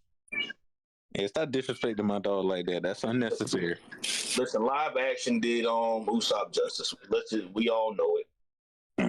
Usopp is a character who's not supposed to have any justice or redeeming characters. I've come to terms with that. Why haven't you? Because he's on Luffy's crew. He makes Luffy's crew ass. Nah, he represent the slimy version of pirates. The ones who ain't worth shit and will turn their back on you in a heartbeat. Usopp. That's what we got Blackbeard for. Nah, Blackbeard is at least kind of loyal to his crew. They hate each other at the time. Nah, because if he wasn't, he would have let Aokiji leave him frozen, or he would have left him stoned from Boa. He at least cares something for him. Not even caring, he knows the value they bring to his crew. But I do have a theory. I'm gonna go ahead and shoot it. I feel like one of the crew is gonna outlive their usefulness, and we're gonna see just how much loyalty he has towards them. I'll put it like that. Oh, before we move into chapters, I do got another episode I want to bring up. Oh yeah. I'm about to say, whoa, can't skip the the second best episode this week. To my Bleach? Hell no. Oh, hold on. Before you get in Bleach, I gotta throw in Don. Y'all doing your shit with the anime. Keep going. Yeah, definitely. Okay, let's think of a hope. Animation. That's not where I was going. Don is, I don't know. Don might be better than for episodes. Don's kind of close. I ain't saying it's Dragon Ball Daima, but if Don enters my top 10 anime of all time, if not manga, I will change my name to Sean Don John. Sean, I'm not a Don fan, so please shut the fuck up, Sean. Oh damn, please shut the fuck up. We can't help. We got a noise. Bro, Okay. Joel didn't like that one. All right. So with the other anime, that came out, we did have. Let's move into Bleach. How'd y'all feel about this Bleach episode? Funny. I laughed. Bro, I had no fucking clue that Ichigo killed the Soul King. Man. Look on his face when it happened is hilarious. It's like you want like, yeah. You won't play this, man. It's like he's motivated. Go ahead and do it. You can't even fight. Go ahead and do it, bro. You don't like that man. Go ahead and do it. My blood runs through you. Do it, bro. Bro, that is the definition of leading somebody to a kill. But it was good. It was nice. You know, Zucker might not like my take on it. That shit will always be funny to me. That Ichigo is the main reason shit really started to fall apart.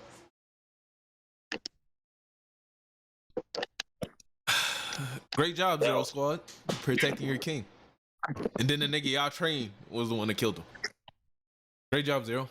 Well, you said anime topics, you know that, right? No. I didn't because I was gonna go back to them since some of them are like kind of like versus battle kind of s. Okay, gotcha. My bad. Hey, wait. So did the anime get more depth into how Uryu beat that girl or no? No. Your shit just around you now, huh? Shot dead. Yeah. So I ain't gotta watch the anime. That's what happened, and then all them niggas just immediately, that was it. My whole argument will wait on. See, but this man, you know what? I ain't gonna say nothing. Nah, you can get it off. Zerka can't show up. He not showing up. Get it off. All I'm saying is that was my whole point. You show something like that. But when we want explanation, it's a problem that I want an explanation behind it. Quote unquote, we were supposed to get explanations on how they lost. We see 4 dudes off they cells so this Bankai can activate. It was a trash Bankai to begin with. It was utterly trash. Just for you to get off in your own Bankai. How do you let people take over your Bankai? What are we doing here? Do better. I didn't see what happened, so I can't even say anything. I just want to. ability? I forgot what it's called. It's it's The antithesis? Yeah, antithesis. Yes, antithesis. I know that's the antithesis. Reverse shit, I guess. I don't remember what this nigga ability. What's crazy is, even though I do give Bleach more credit than I did before, I still don't know what that nigga did. And that was my whole point with Zerk. I'm like, the anime still doesn't explain anything. It didn't explain anything. Even when he fights Hashwalt, do you understand? Like, I didn't even understand in the fight with Hashwalt. But that's just me. But Bleach aside, let's get into actual good anime. Dragon Ball Daima. Thank you for fucking coming back. I mean, well, not coming back, but releasing. Because this is one of the greatest goddamn episodes I've seen in a long ass fucking time. Yeah. Anybody seen it besides me and Rock? I didn't get it. I saw it. And I apologize. Very good episode. If you know somebody who want to get into the Dragon Ball story, that episode is a good way to like a speed run of what has happened. Honestly, yes. And then the animation. Oh my. It's gas. I know people are gonna highlight the Majin Buu saga, but just a little thing for me that I appreciated was seeing the old Dragon Ball shit reanimated, like Goku and Bulma, like young Goku and Bulma. That shit was amazing.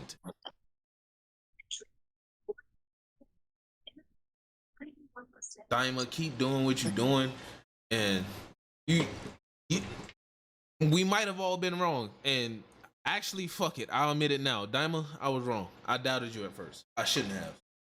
Yeah. Keep that weed to yourself, because I was always hyped. Say I wasn't hyped for it, but because the whole kid thing, what I will say, I will take this back. I like the reason behind them becoming younger. I like that. I didn't. I thought it was just a complete pull out of nowhere, but I do like what led to the wish being made. I do like that whole part of it.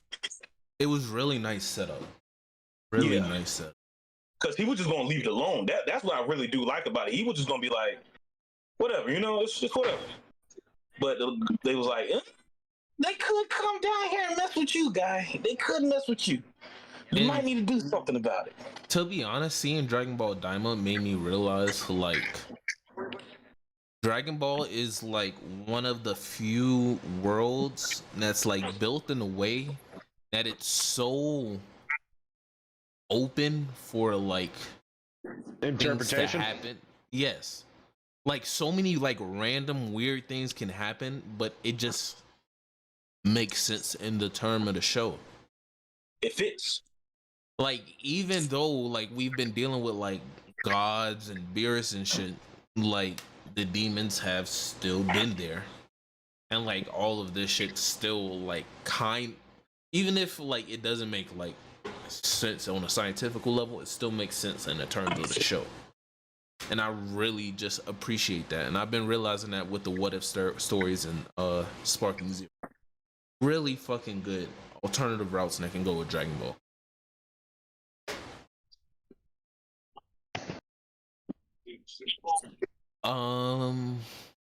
Any final thoughts on Daima or any episodes before we move into chapters? I'm not gonna let you skip over the best anime episode this week. Bro, you been saying that. What is it? If it wasn't Daima, My Hero, nigga, we got Iron Might versus fucking Awful One. I mean, it's cool that All Might reads Marvel comics. All Might said, Hercules, show my face. They gotta see my smile, nigga. I ain't gonna lie. Yeah, that was the best. That was. I haven't seen the episode yet. I need to. I'm gonna watch it tonight. I ain't seen it either. I ain't know that I'm not gonna lie, that shit made me smile, and I'm not even a big fan. Yeah, All Might is a true hero, bro. That shit. Hold on. Before y'all continue, is You Say Run playing in the background? No. Is it a song close to as epic? No, it's no music playing. You could tell. Hear me out, bro. You can tell next season is building up to all that. They're saving all them OSTs for next season, bro. Because like anytime I start hearing All Might give his speech, it feels like Erwin is giving a speech. Actually, in anime, All Might, Vegeta are like top 2 speakers when it comes to giving a goddamn speech. Go ahead and throw Erwin up there too. Top 3. That's the big 3 of anime speeches. Erwin only got one now. I don't know. Erwin got one, but it's powerful enough to like skim him up there. But he got that one. Yeah. That's why he's just a solid 3. But Vegeta starts spitting.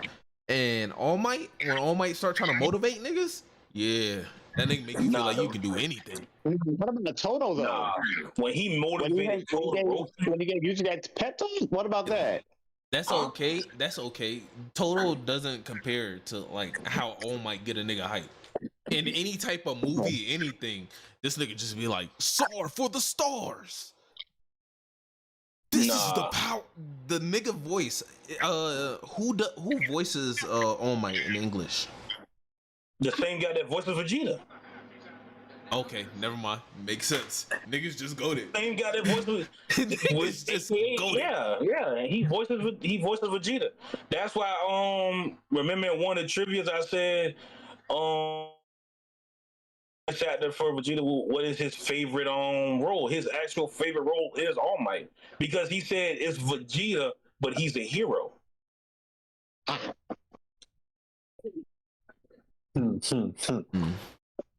But I ain't gonna lie, this episode showed All Might is the greatest hero. Oh yeah. On top of the fact, he's the biggest troll. He is the biggest troll of them all. The way he was trolling him is hilarious. Dude beat up, just laughing, pissing him off. He like, yeah, get mad. I'm laughing at you. You're not worthy. Yeah, that maniacal Bars. laugh he was giving him. Oh man, it was Bars. perfect. It was perfect. He going hard. Dude was just and it's like pissing him off. So I'm like, oh, that's great. But yeah, Steph, you got it with that one. Yeah. My hero went crazy this week. Nah. I won't give it to him because I got so much Dragon Ball. I have to. You ain't see it yet. That's all that is. My hero. When you see the episode and how they did it, my hero got it. Then you got it. Then you got let him film. You got his homeboy saying, "Nah, my boy ain't gonna do it." Then you got a girl saying, "What you said, big dog?" He said, "Your boy cooking right now. Your boy cooking. Let him cook."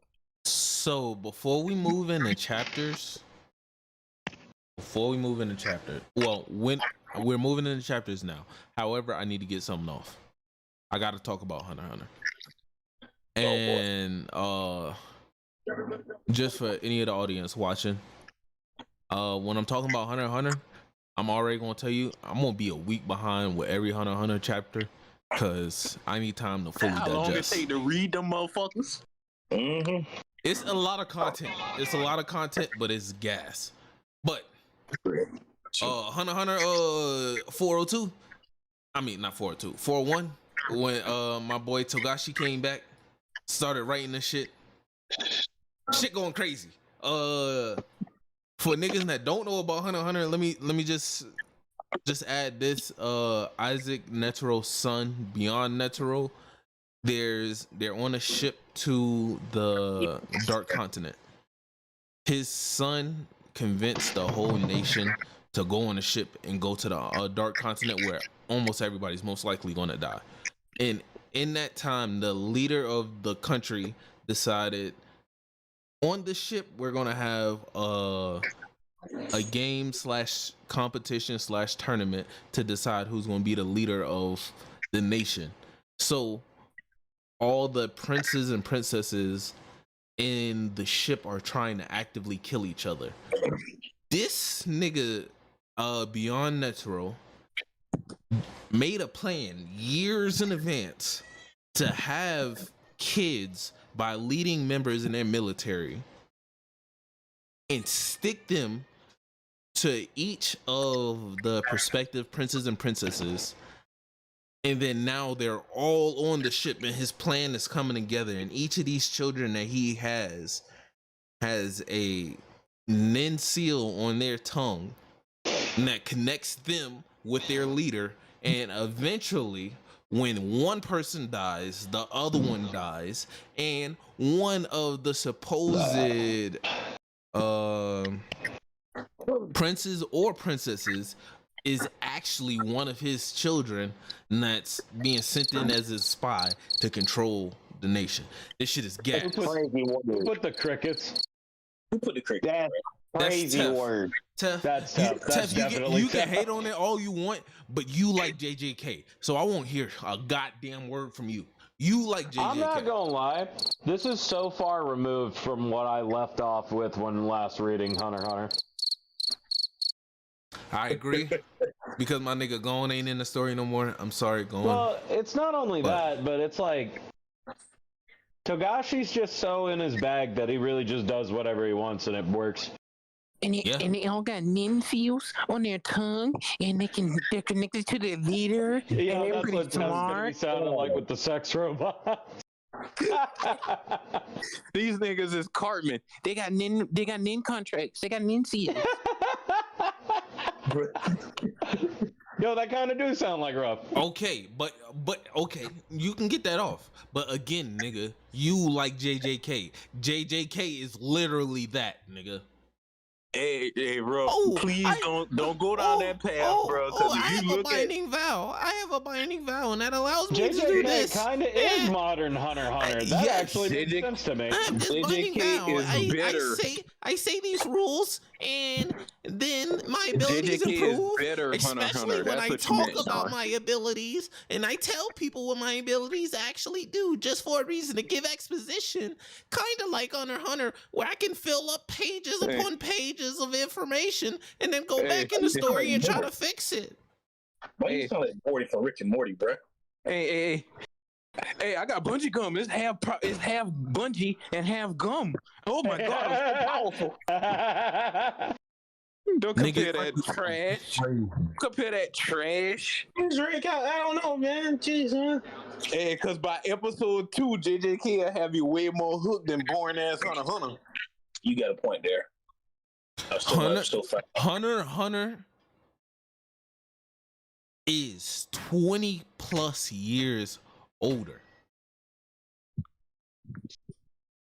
Don't compare it to these young ass kids like JJK still making a wave trying to do shit and they can't even, See, that's how you know out the real race like real niggas do. That's how you know the real great animes, because they stand the test of time and still be great, like Naruto, like One Piece, like Dragon Ball. Hunter, it can't compete with the Thank you for talking about Hunter x Hunter. Thank you for talking about Hunter x Hunter. Thank you for talking about Hunter x Hunter. Hunter. And no, it stood the test of time more than anything else. You can't sit here and tell me Hunter x Hunter didn't stood the test of time when we constantly go on years long breaks of hiatus, and Hunter x Hunter is still fucking peak and selling. I don't want to hear shit about that, because no one else can maintain those numbers. To be fair, that is because of Togashi's health. You can't do that. I find it really funny that Hunter x Hunter has really just become Game of Thrones, the anime.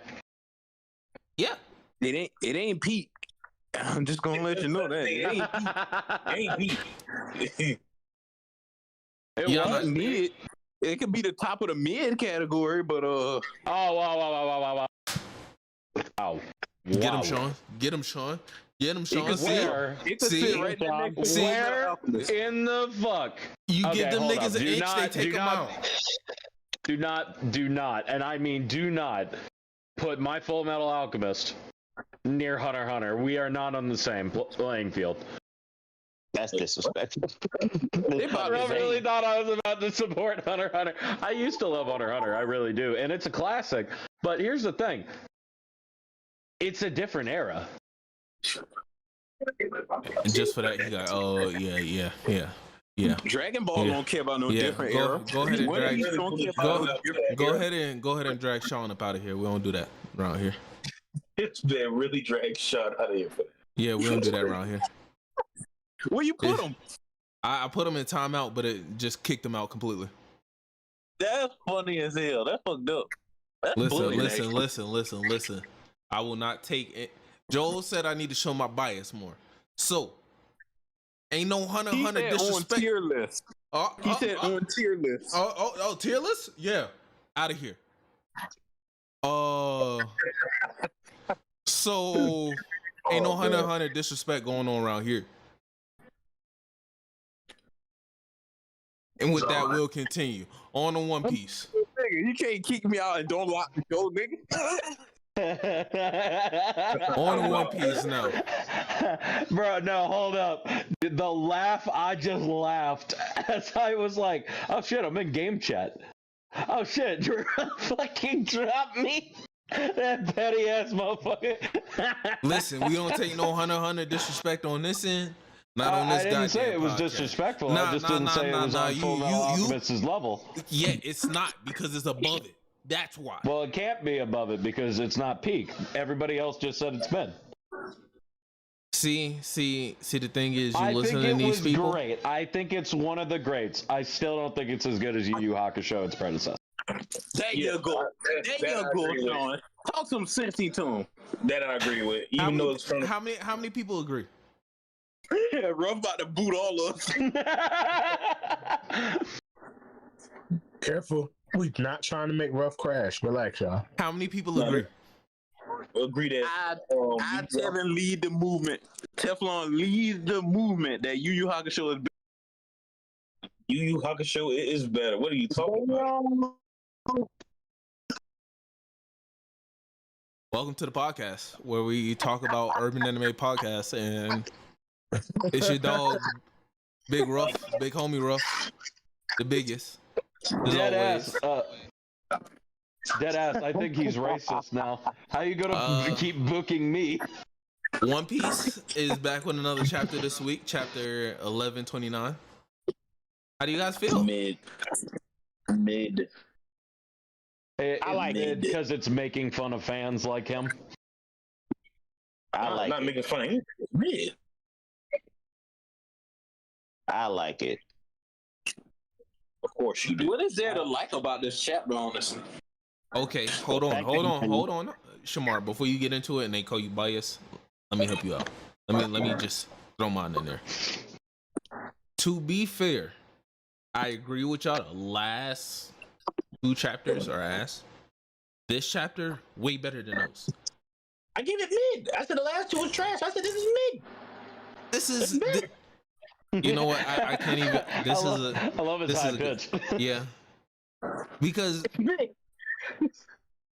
I don't want to call it mid because mid has a negative connotation. It's it's a good chapter. It's not rough. It's mid okay. has a neutral. No, not nowadays. Nowadays. Mid has a negative connotation to it. Even though niggas isn't smart enough to understand, realize mid isn't bad. Mid is still okay, but yeah, it has a very terrible connotation towards it. Because it refers to... Hold on, I got a question for y'all. I got a question for y'all real fast then. If mid isn't bad, why don't y'all smoke it?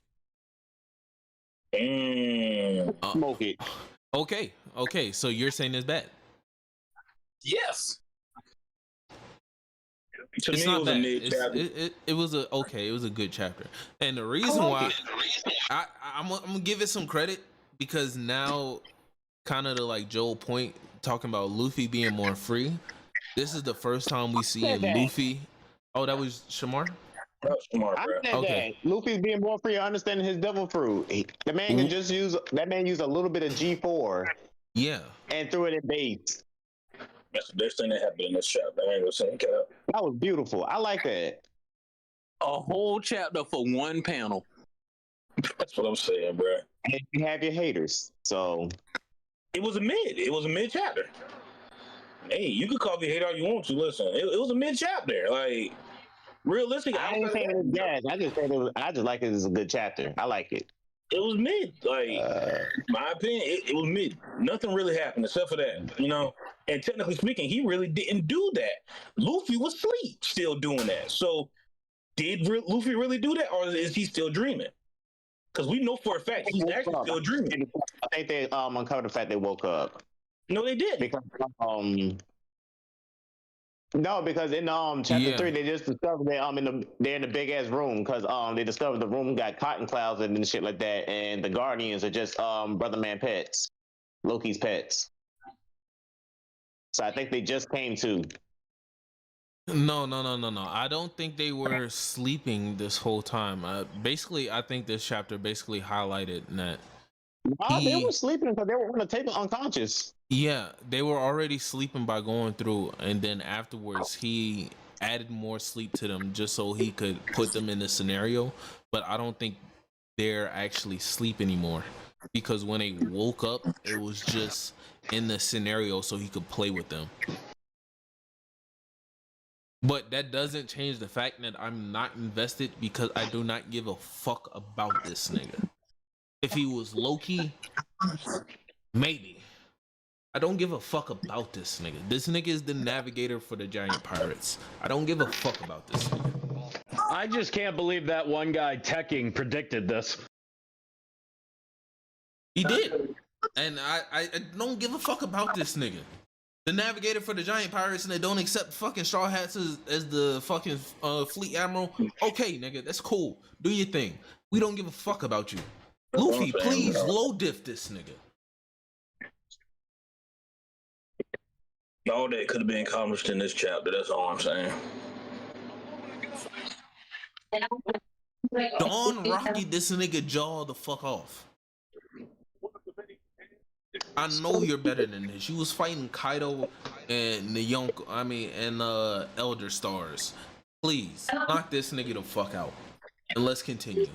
We got a One Piece to get. That's what I'm saying. Right now, it's one mid. Right now, it's one mid. Mid piece.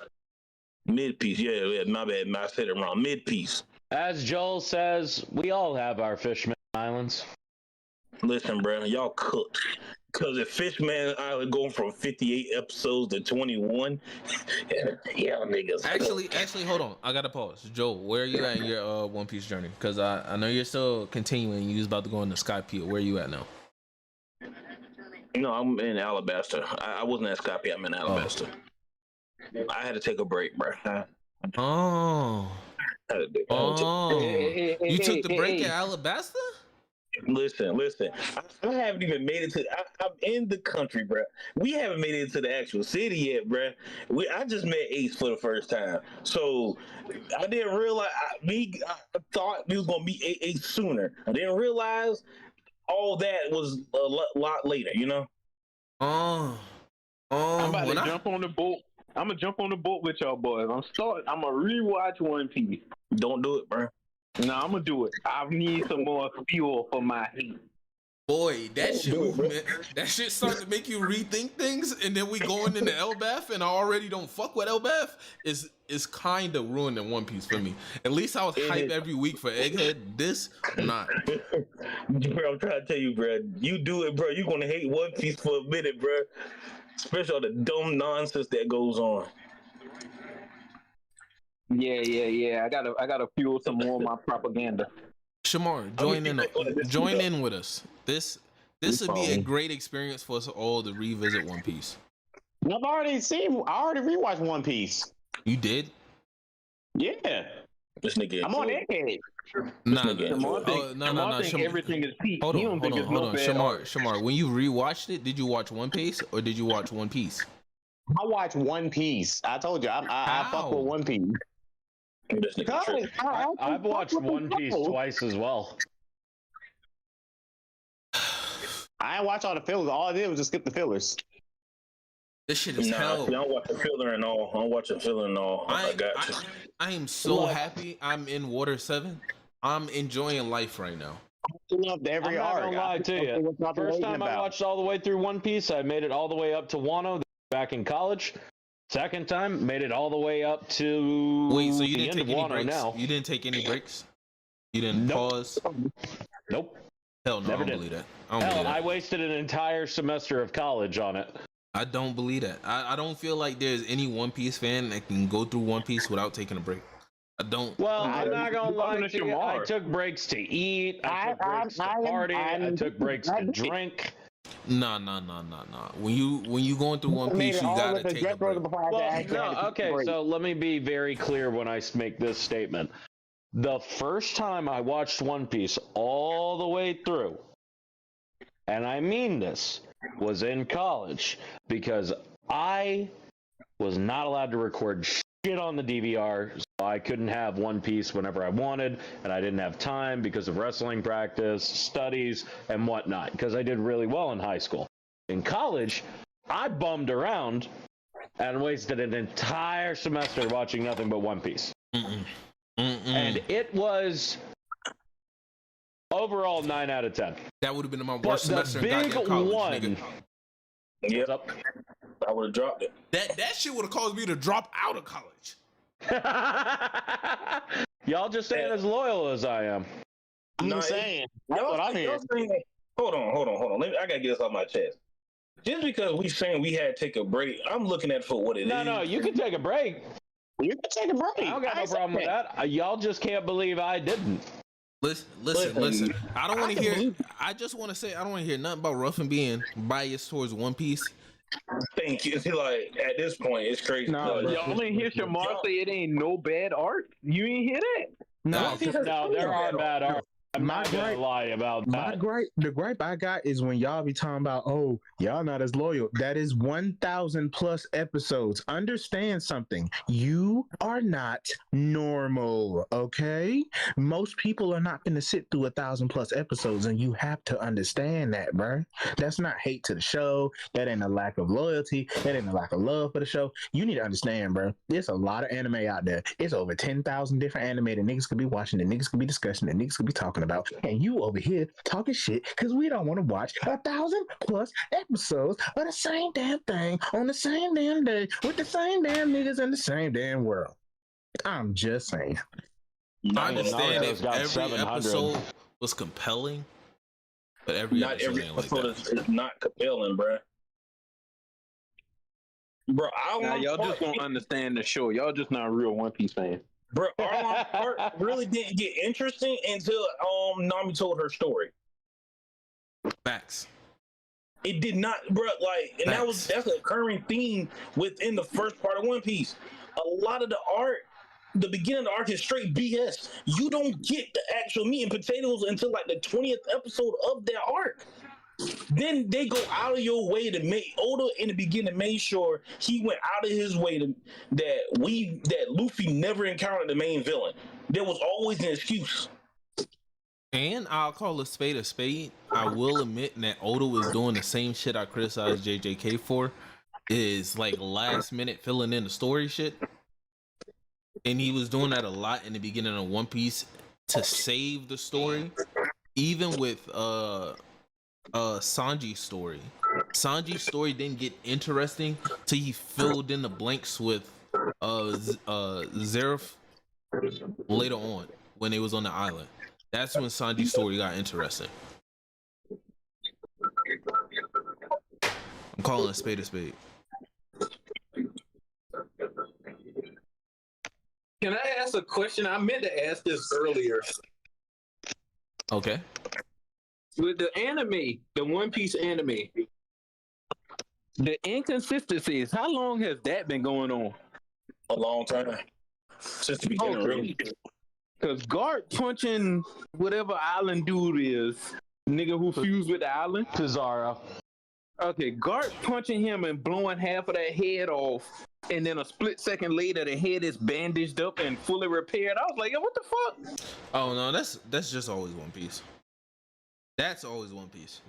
Then the next shot, the shit is broke off again. Then the next shot is fixed with no bandage. I'm like, yo, what the fuck is it going on here? Am I tripping? It's just better now than it was before. Hot take. Garp is a shitty character within One Piece, but a lot because his grandson. Whoa! I ain't sitting here with no Garp disrespect. Whoa! He is. Whoa! I like it. Hot takes. I like hot takes. Hear me out. A lot of people get on a lot of shitty fathers within anime, but let's be honest, Garp is a shitty father and grandfather. The only time we actively see you actually trying to say somebody if they're your pupil. But yet within the kids is disobedient, nigga. But and then it also within your flashback, you go complain to your pupil about what your son and grandson is doing. And then your quote unquote grandson is about to get off in front of you, and the only thing you do is punch the one guy that's trying to save him, then try to fight your grandson. And he's the hero of the Marine, nigga. He got responsibility. But then I'm just saying, Garp not all choked up as he is. That's all I'm saying. It's really duty versus family, and it really comes down to you put your entire life into this. You tried to put your grandkids on the right track. Didn't work. And now you're struggling to deal with the aftermath of what didn't work. Garp is the story of a lot of shit doesn't go my way. Well. We can move on to other chapters, guys, because we do have some other ones. Joel, where are you at in Don? Solo leveling yet? So I need 5 minutes. I'm on Don chapter. Oh, just had it. 55. it's right now we in the little slow burner. They got a little hinge on what's his name? I can't think of the dude name right now. The one that has the evil eye. Oh yeah, him. Yeah. They trying to find a way to they telling him to be cool and everything, make sure he don't overreact and stuff like that. Yeah. Oh yeah, when they like training him to control the curse shit. Okay. So far, it's a good story, you know. I fuck with Don. Don was a good, pretty cool. To be honest, Tef, the only other thing is solo leveling. I ain't read it. I need to next week on that. Okay, I give you to next week and we can talk about it. Only thing I will say for solo leveling, this chapter is fucking gas.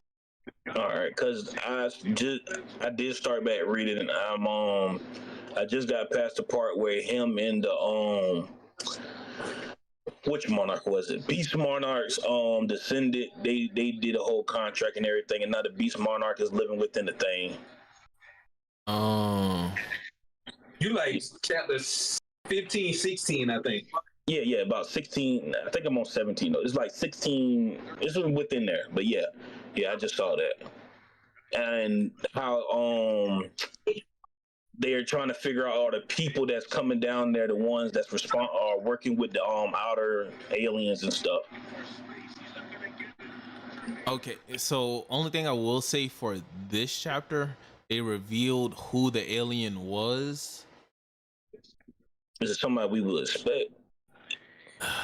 It's not somebody you would expect, but once you see him, you start to put pieces together, because there were scenes that they shown us back at the end of solo leveling that feel like they don't mean shit, like the alternate verse stories and like some of the story about his son, like towards the end.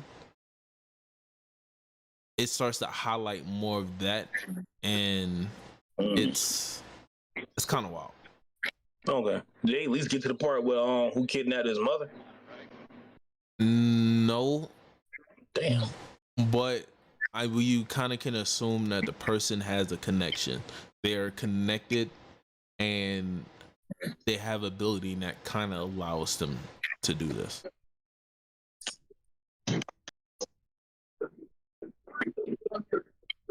Solo leveling gas. So before we go into verses, who is the best tag teams in anime? You gotta start off with Vegeta and Goku. There's like Naruto and Sasuke. Asta Yuno. Asta Yuno. They're a cool tag team, but they don't come close to like the top level tag team. No, gotta throw a little new gen in. If we want to throw in some new gen, let me throw in Yuji and Toto. Yuji and Toto. Great fucking team. One of my favorites. There's three of them. Natsu, Urza, and Gray. That's a great team. Was a trio at that point. And I will say in DBZ, I'll throw in Audible 18 and Frieza. Surprisingly. So you mean 17, right? I mean 17 to Frieza. 17 to Frieza. Matter of fact, I know what's better than 17 to Frieza. 17 and 18. Yeah. Goku and Frieza had a nice tag team going too now. Yeah. How y'all gonna say that and not say Gohan and Piccolo? True. But their tag team is okay. It's not like a game-winning tag team.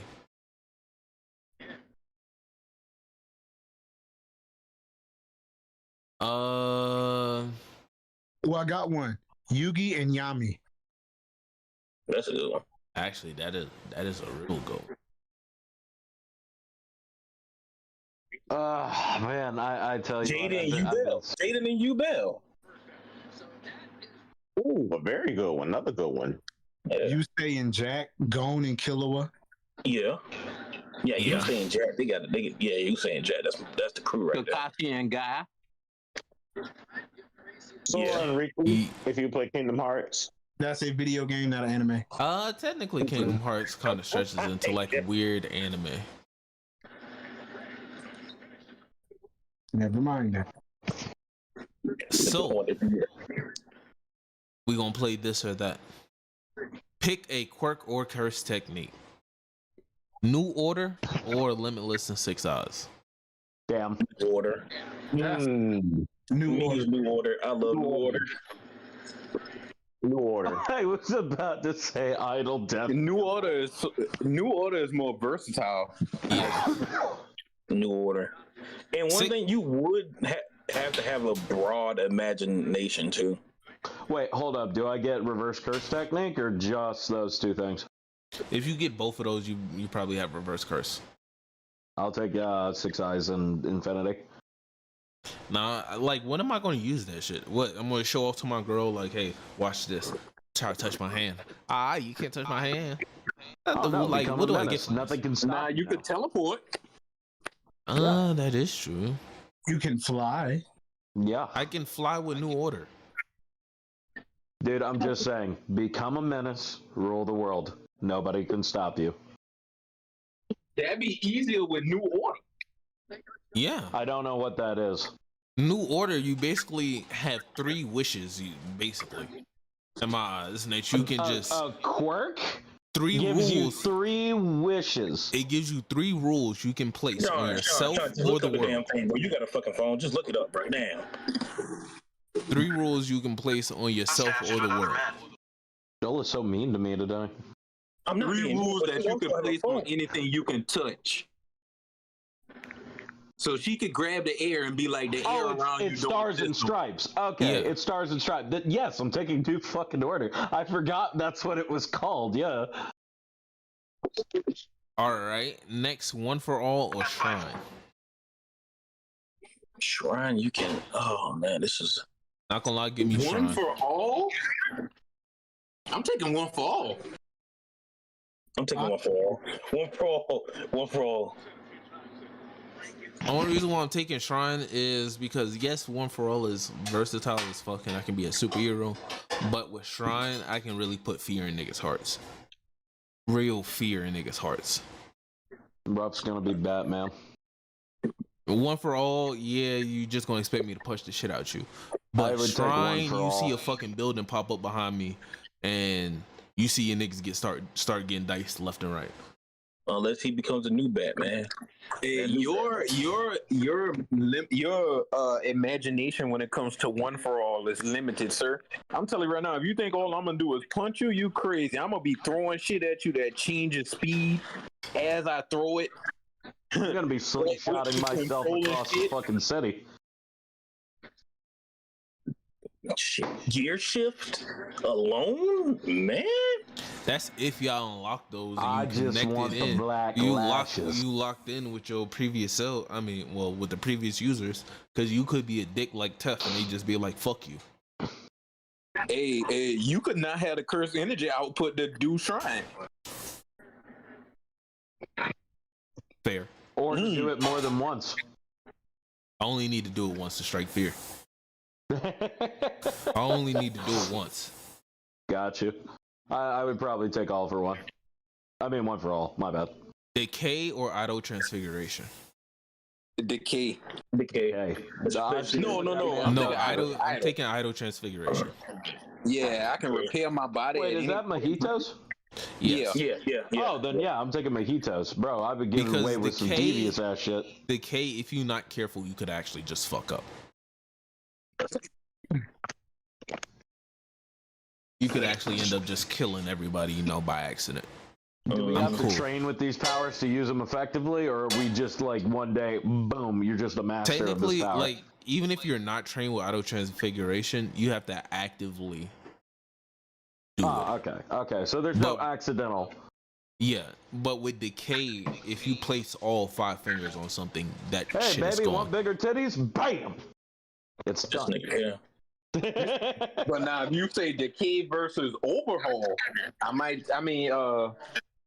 idle transfiguration versus overhaul, I might take overhaul. And next we have Hell Flame or Blood Manipulation. Okay, hold on. When we could we have Dobby's Pain or tolerance? just set for Endeavor? And can we have it like Dobby's but Why just would you have the want? perfect Why body? would you want Dobby's? Because it'll just burn you. At least No, that's what I'm asking. We have, can I have Dobby's output, but with the with the perks of Todoroki, or that's just asking for too much? No, you asking for too much. You want to be Mr. Gifted. Blood manipulation. Probably blood manipulation because that's I'm taking fire. No, I'm taking the fire. I want the Hellfire, but it's just I want that Todoroki effect. I want to Remember, Dobby has that quirk. He awakened it at death, so you could awaken it. Yeah, I ain't trying to go that far though. You know what I'm saying?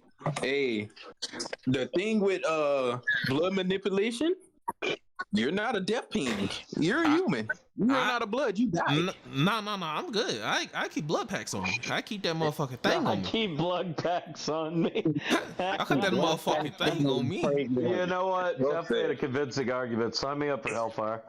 Hey, Ruff, when you edit, make sure you edit this out. Listen, that's what other people are around for. Oh yeah, that's that's what other people are around for. I kid you not, but hey, point. man, I need your help real quick with what? Let's go. Let's go. Let's go. Joel's letting the demon out. So since we doing verses, I have a versus battle for y'all. Let's get it. Bardock versus Omni-Man. Here we go. But death battle because Bardock. No. We not gonna bring up death battle yet. I just want to hear your opinion. Who y'all got? Bardock, literally off of speed alone. Wait, versus who? Omni-Man. Oh yeah, Bardock is fucking dog. Yeah. Oh, that's funny as fuck. I'm mad. Okay. Before y'all get in depth, I just want to show y'all the fight that Omni-Man had against. Wait. Hold on. Wait, bro. Before you do that, let me ask a follow-up question. Yes. What form does Bardock need to be Omni-Man? Base, Great Ape, or Super Saiyan? Base. alone. Okay. Now you can play the video. They do give. No. I'm not gonna say nothing. I'm just gonna let the video play. I haven't seen it. I haven't seen it, so I'm gonna just let me play it. You not ready? Oh, you didn't see the fight? Oh, watch the fight.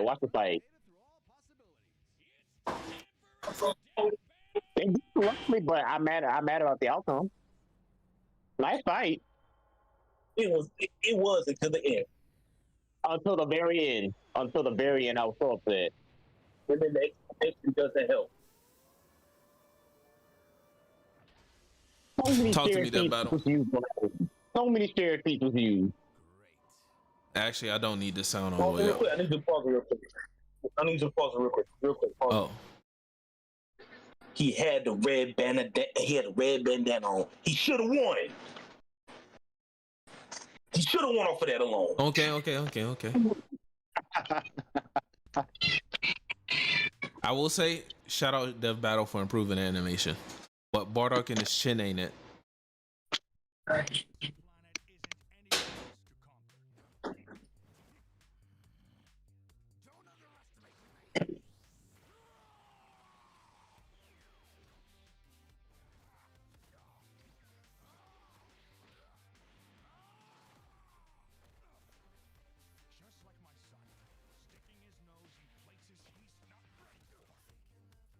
Honestly, at this point, Bardock punches a hole in this nigga's chest.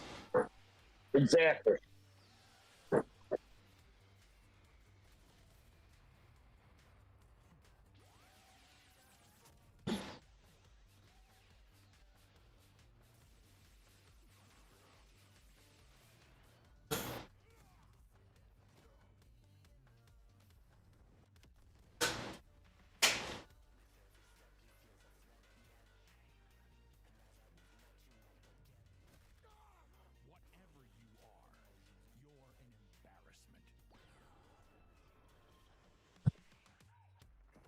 No, they didn't. Yeah, they did. Yeah, they Wow. did.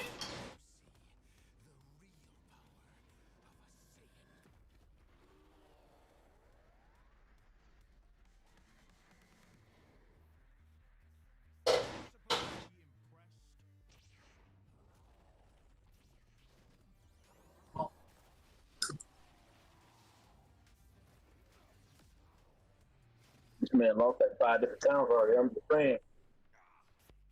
Yeah. This nigga got no scratches whatsoever on him. I just can't believe they keep throwing fodder at Omni-Man. That's crazy. Shut up, Sean. Dude, I agree. It's absolutely ass. Don't. You know what, Sean? Yeah, bro, put Sean back in timeout with the release of Spark Zero. I'm kidding, motherfucker. Nah, we not doing this. With the release of Spark Zero, put him in there. You got to. You got to.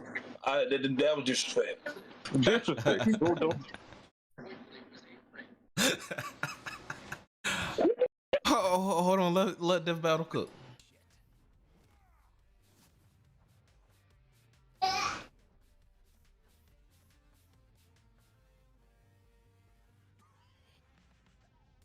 Wait, what did I? Why? Oh, what? Okay.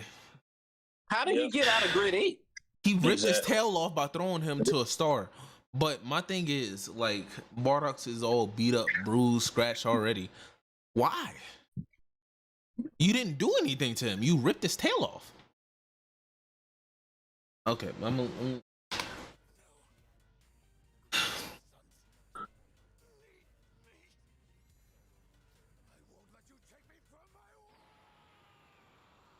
I like how they tried to do that.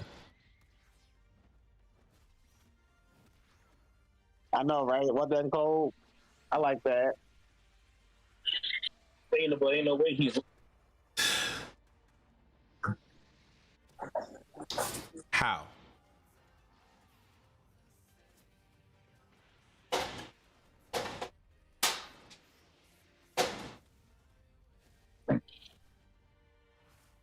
Jeff Battle's trying to fail him.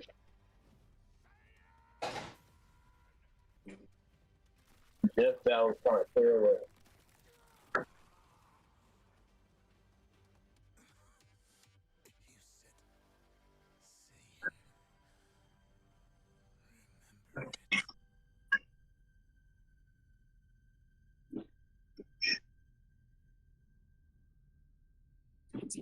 I hate these people.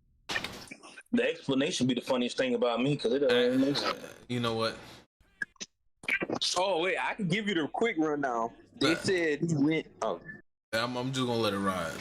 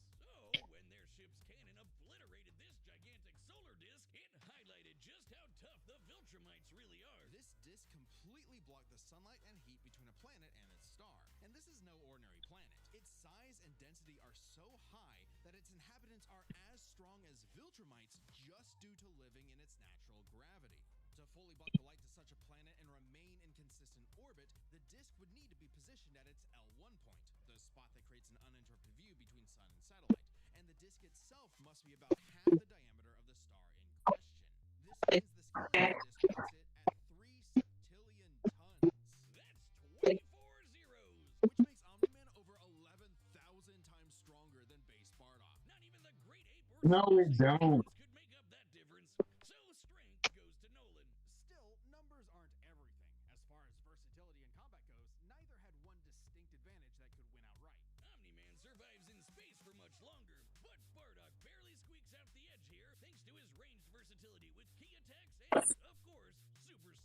Okay, let's address the Super Saiyan Bardock thing.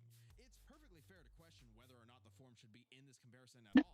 However, even with the form included, still takes this, especially when it comes to our last two categories, experience and stamina. Yep, Omni-Man's been around a lot longer than Bardock, over 2,000 years, and even with Super Saiyan, Bardock's no master of the form. And without that mastery, the form drains the user's energies at an increased rate. Which brings us to what may be Omni-Man's most surprising advantage. Smart, Adam. Saiyans like Bardock can fight for days on end, but only for so long. Bardock possesses a limited pool of ki, which only depletes faster when using super forms like the Great Ape. In contrast, Omni-Man's biology prevents him from tiring in most cases, letting him travel across whole galaxies for weeks non-stop. And his smart atoms adjust to counter whatever physical strain he's subjected to. His crazy speed and power made him a real challenge. But Nolan's strength, experience, and sheer endurance presented an unstoppable and unshakable force that would inevitably land the killing blow. When push came to shove, Omni-Man raised the bar. Duck. The winner is Omni-Man. Cut these. BS. The whole shit, they love throwing that Viltrumite feed out, but you notice they didn't mention that Space Racer had to destabilize the core of that planet for them to do it. And they all had to hit the planet specifically at the same moment, or they would have died doing that shit. On top of the fact, within the Bardock, the history of Bardock, they outright state that Bardock pushes himself to the limit in everything that he does. Bro, having Bardock lose and say he's comparable to King Vegeta, and you show King Vegeta blowing up 3 planets, and then say, "Oh yeah, this character who needed 2 other people's help, well 3 technically, could beat him." Like, all right, he said the same shit. Make zero sense. And then King Vegeta doesn't even scale anywhere close to Super Saiyan Bardock. Anywhere fucking close. Then the part that gets me with you use the Super Saiyan thing, but then in the end you be like, well, you can make the argument. If you was going to say that, why even bring that form into the fight as it is? and why you ain't bring Heroes Bardock up? Why you ain't put the mask on him first? That would have been more dope. Thank you. If you used a non-canon form, you done went into the non-canon area. Yeah, then, no cap. No cap. And then my thing is, they didn't even use Super Bardock from the manga, which does have the form. They used Dragon Ball Minus. They used Canon Bardock. They didn't use no. Super ain't made him Super Saiyan. Didn't he go Super Saiyan in no, he was just in ape. Now remember they say he beat thing by I forgot the exact way, but yeah. He used something close to the Yardrat shit. Yeah. That is right. But still it's BS though. If you use Dragon Ball Minus over Heroes is crazy. Yes. You already hit the realm of non-canon transformation. You might as well go ahead and keep going down this road. Death Battle just hate Dragon Ball characters, honestly. They do. I think the only person who won really was Beerus. And that was against Sailor Moon, right? The girl from Sailor Moon. That made No, they had a Death Battle mini where Goku Black beat Black Adam. Why are they fighting each other? Why are they fighting each other? Our own versus battles. Chi-Chi versus Videl. Chi-Chi. I'm going with Chi-Chi. I'm going Videl. Chi-Chi actively trains with Super Saiyan Goten. I'm taking Chi-Chi. Chi-Chi. And Videl actually trains with Super Saiyan Gohan. No, she does not. Not anymore. Remember, Spopovich knocked all the fighting out of her. And Chi-Chi's more experienced and fought stronger opponents. Chi-Chi is folded to Spopovich. Chi-Chi probably would have killed him. No. Chi-Chi would have got folded. I think Chi-Chi would have killed him. No, she wouldn't. No, Chi-Chi would have got Why folded. Not? She's not as strong as Vidal is for starters. Yes, she's stronger. No, she's not. You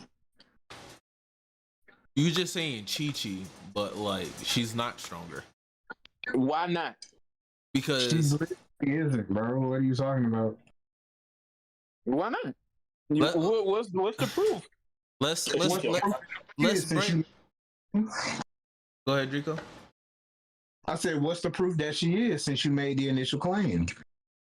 I said my proof. Chi-Chi is a trained fighter, trained martial artist, trained all her life, still actively trained up Gohan up until the age where she had Goten, and now is training Goten to the point where he turned Super Saiyan.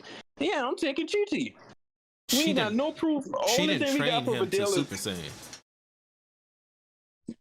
was she not training him and he became a Super Saiyan? Yes or no? Yes.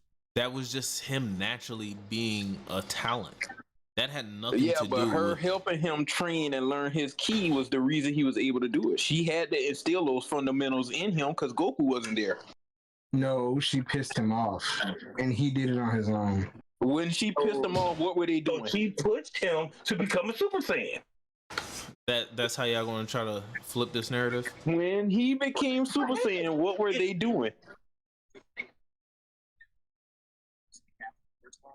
You saw switch the narrative. That's what y'all saying. She pissed him off. So she pissed him off, and that pushed him to become a Super Saiyan. And they were actively training. She was getting the upper hand on him, and then he turned Super Saiyan and hit her, and she got up like nothing happened. This I don't remember this being canon. Yes.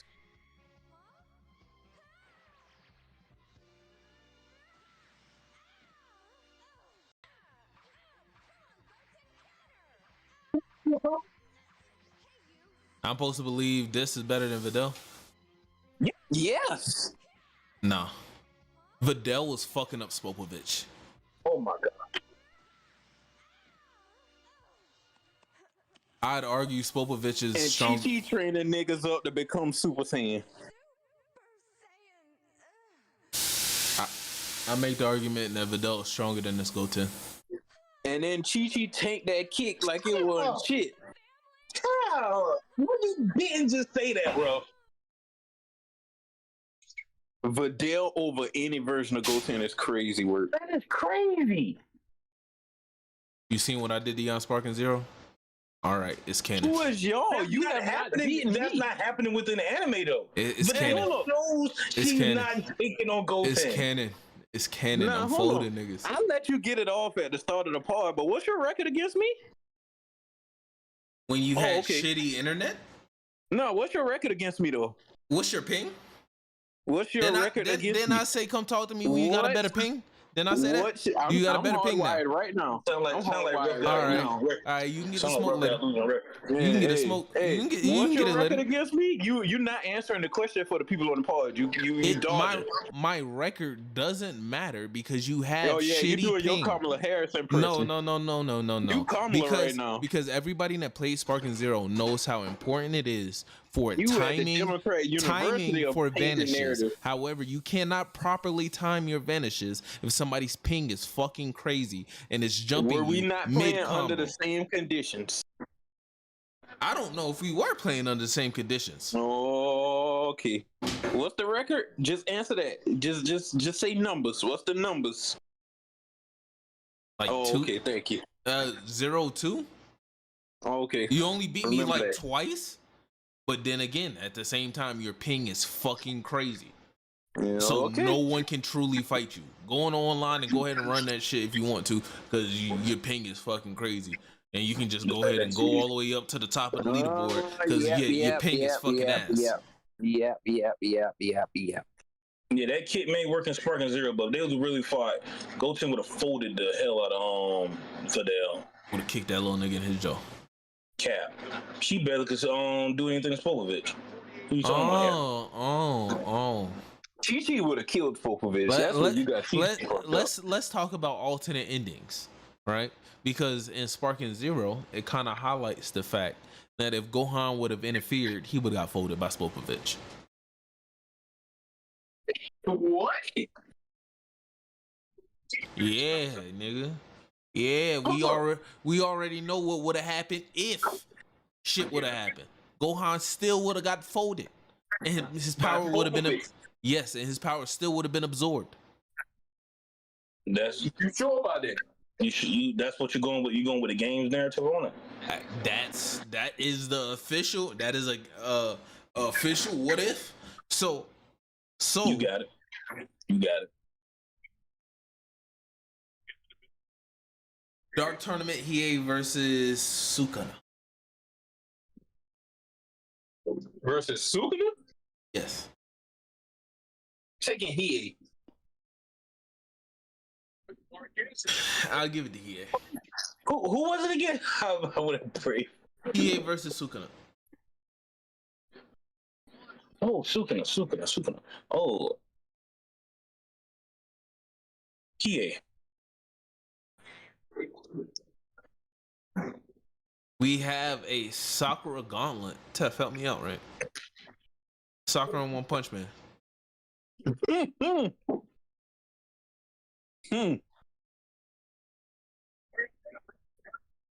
Who is she fighting? Let's say she just runs through the One Punch Man story. She get the S class. She might get to her and Darkshine would be a good fight.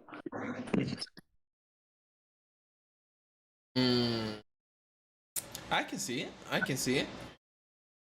Up next, Sakura JJK. Oh, she clearing. Outside of Gojo's Infinity and Takawa's comedian, I don't see nothing really. She beat Sukuna? She can walk through Shine with them honey healings. Okay. Sakura in One Piece. Clears. Does she? Who's stopping her? We seen Kobe with Honesty Impact. And Sakura is doing that casually with no build up, no wind up. Yeah, and again, that's Kobe. Honesty Impact is a Thunder Bagua from Kaido. Hear me out. If that's is that not one of the strongest moves in the verse? Thank you for giving that to Kobe too. She casually can throw those out. So can Kaido. So no, she casually can throw out Garp's Galaxy Impacts, nigga. Galaxy Divide. Didn't you say it was all overhyped? Didn't you say Honesty? No. Didn't your words wasn't Honesty Impact more impressive? Didn't you say that? Yeah, I'm just saying. Sakura is throwing those attacks out casually. So was Kaido. Casually. So was Kaido. No, Kaido was not just casually blowing up whole portions of islands. He was casually throwing Thunder Bagwas. If Thunder Bagua actually connected with the ground or terrain, you would have seen that. Nothing different would have happened. It just would have been a little hole. Just a little one. A little hole in the big ass island of Onigashima. Yeah. Sakura, that would have been from Luffy, not from Kaido. And I'd argue Sakura could throw out a couple Dawn rockets. The impact from her punches would be the same. We getting egregious now. The impact from her punches would definitely be the same. Sakura top one.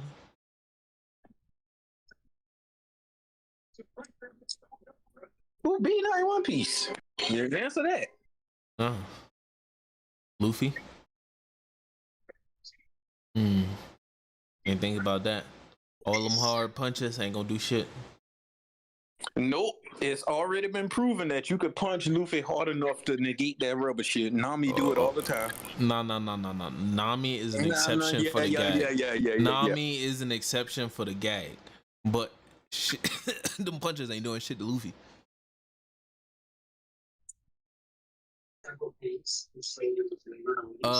Next we have Tuning Exam Sasuke versus Killua. Wait, Tuning Exams what? Sasuke versus Killua. All feats. I gotta give it to Sasuke. Killua doesn't stack. But then many people was giving it a quick killer with her. But Killua got God speed, and that's supposed to be the fastest thing in anime. Bro, that was the hardest argument. That was the argument that all you heard. Moria versus Shikamaru. I'm giving that to Shikamaru. I'm giving it to Moria. Moria doesn't receive any type of strain for him controlling shadows. So even if Shikamaru was to do something that use shadows to do anything to him, I do believe Moria out controls it. In terms of strength, how strong do you think Moria is? Well, in terms of strength, I don't think Moria is that strong, but I don't think Shikamaru is that strong either physically. And most things Shikamaru probably could do are like paper bombs or kunai or trying to attack or just trying to blow up Moria. But I do believe Moria's defenses is more impressive than those. I hear you. I'm leaving it to you. Which Shikamaru were you using?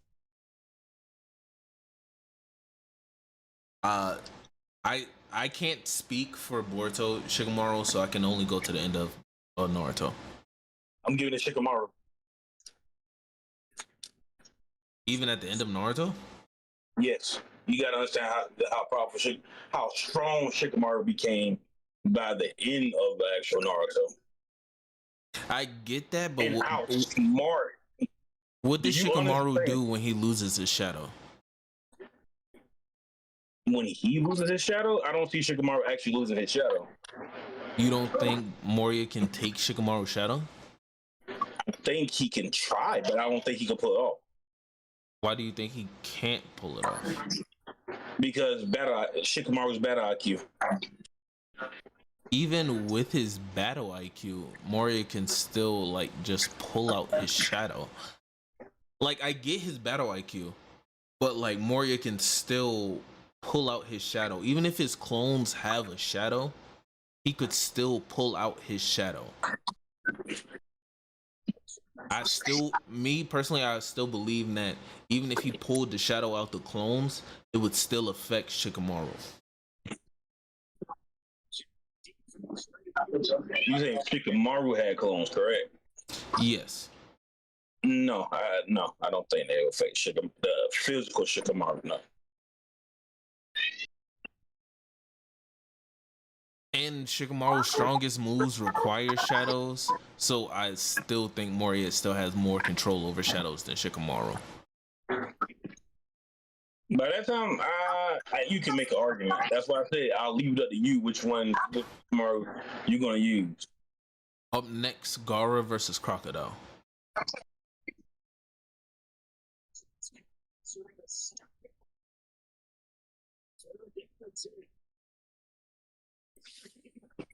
No comment. I'm taking Gaara over Shikamaru. I mean Gaara over Crocodile. Joe?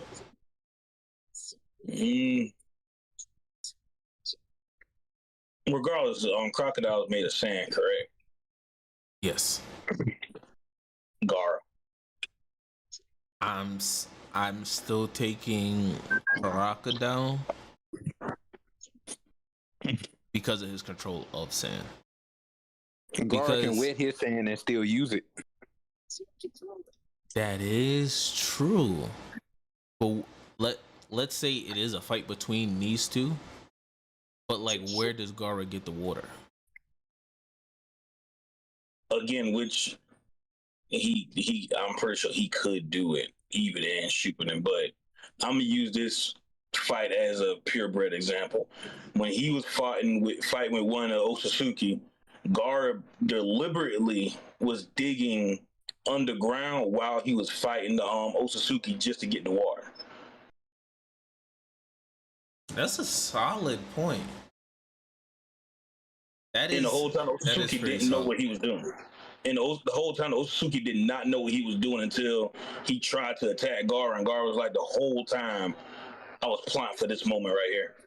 Do you think Crocodile could poison Gara in the time that it would take for Gara to drill to water?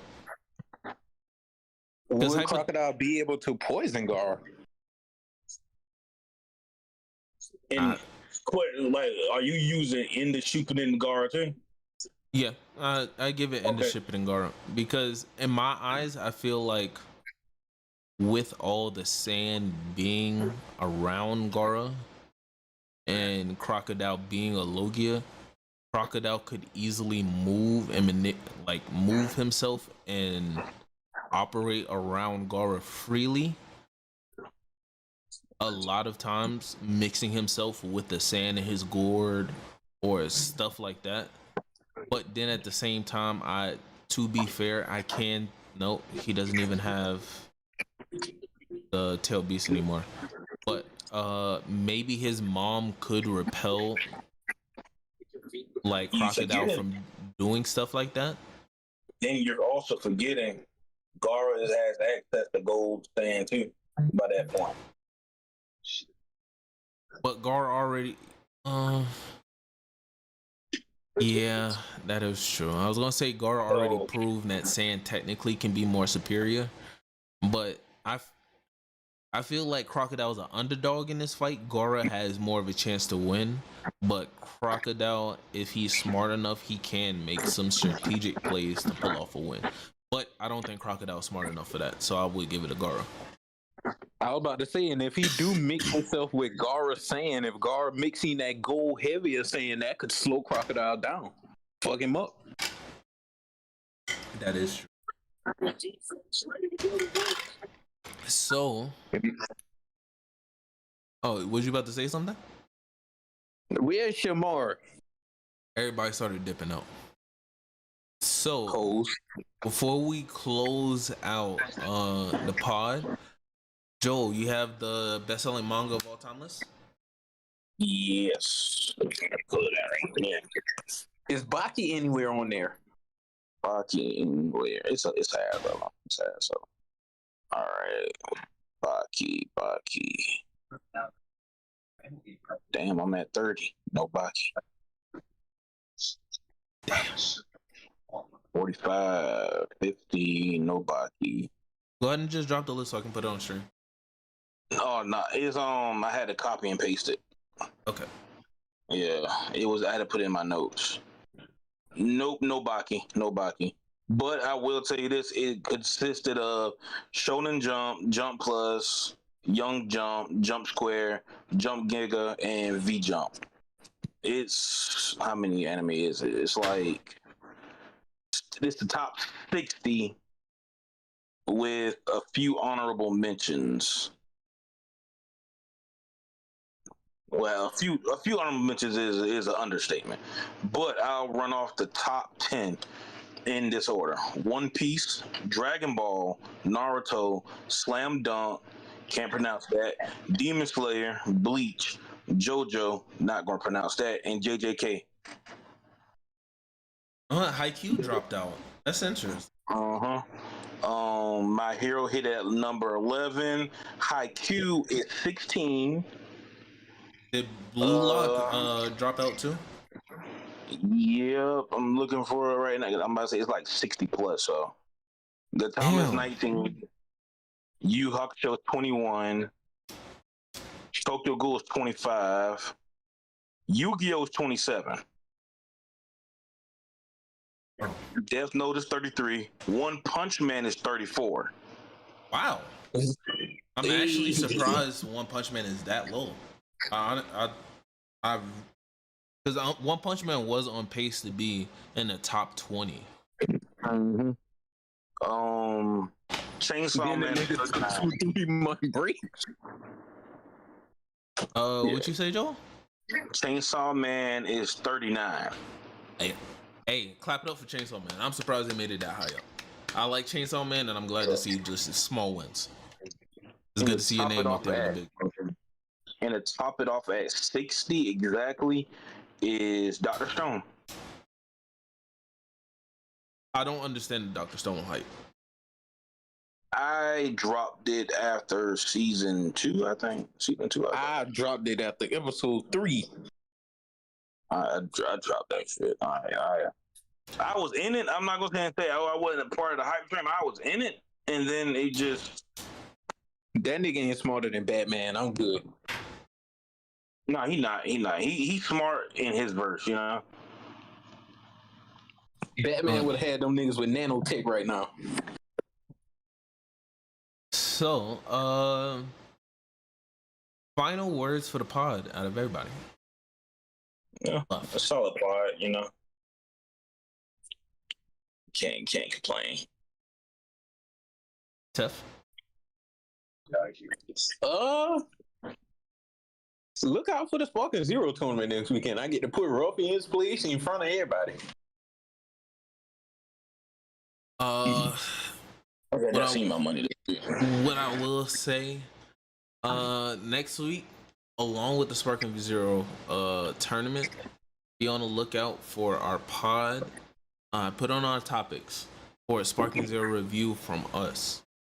And a lot of people have been giving y'all these bullshit ass reviews 2 days into the game. They didn't really get to experience the game for what it is. We're gonna give y'all the real raw review next week of our thoughts, and by that time that gives Joel enough time to delve in the game to see more, along with Woody, Tef, and myself. So be on the lookout for that next week.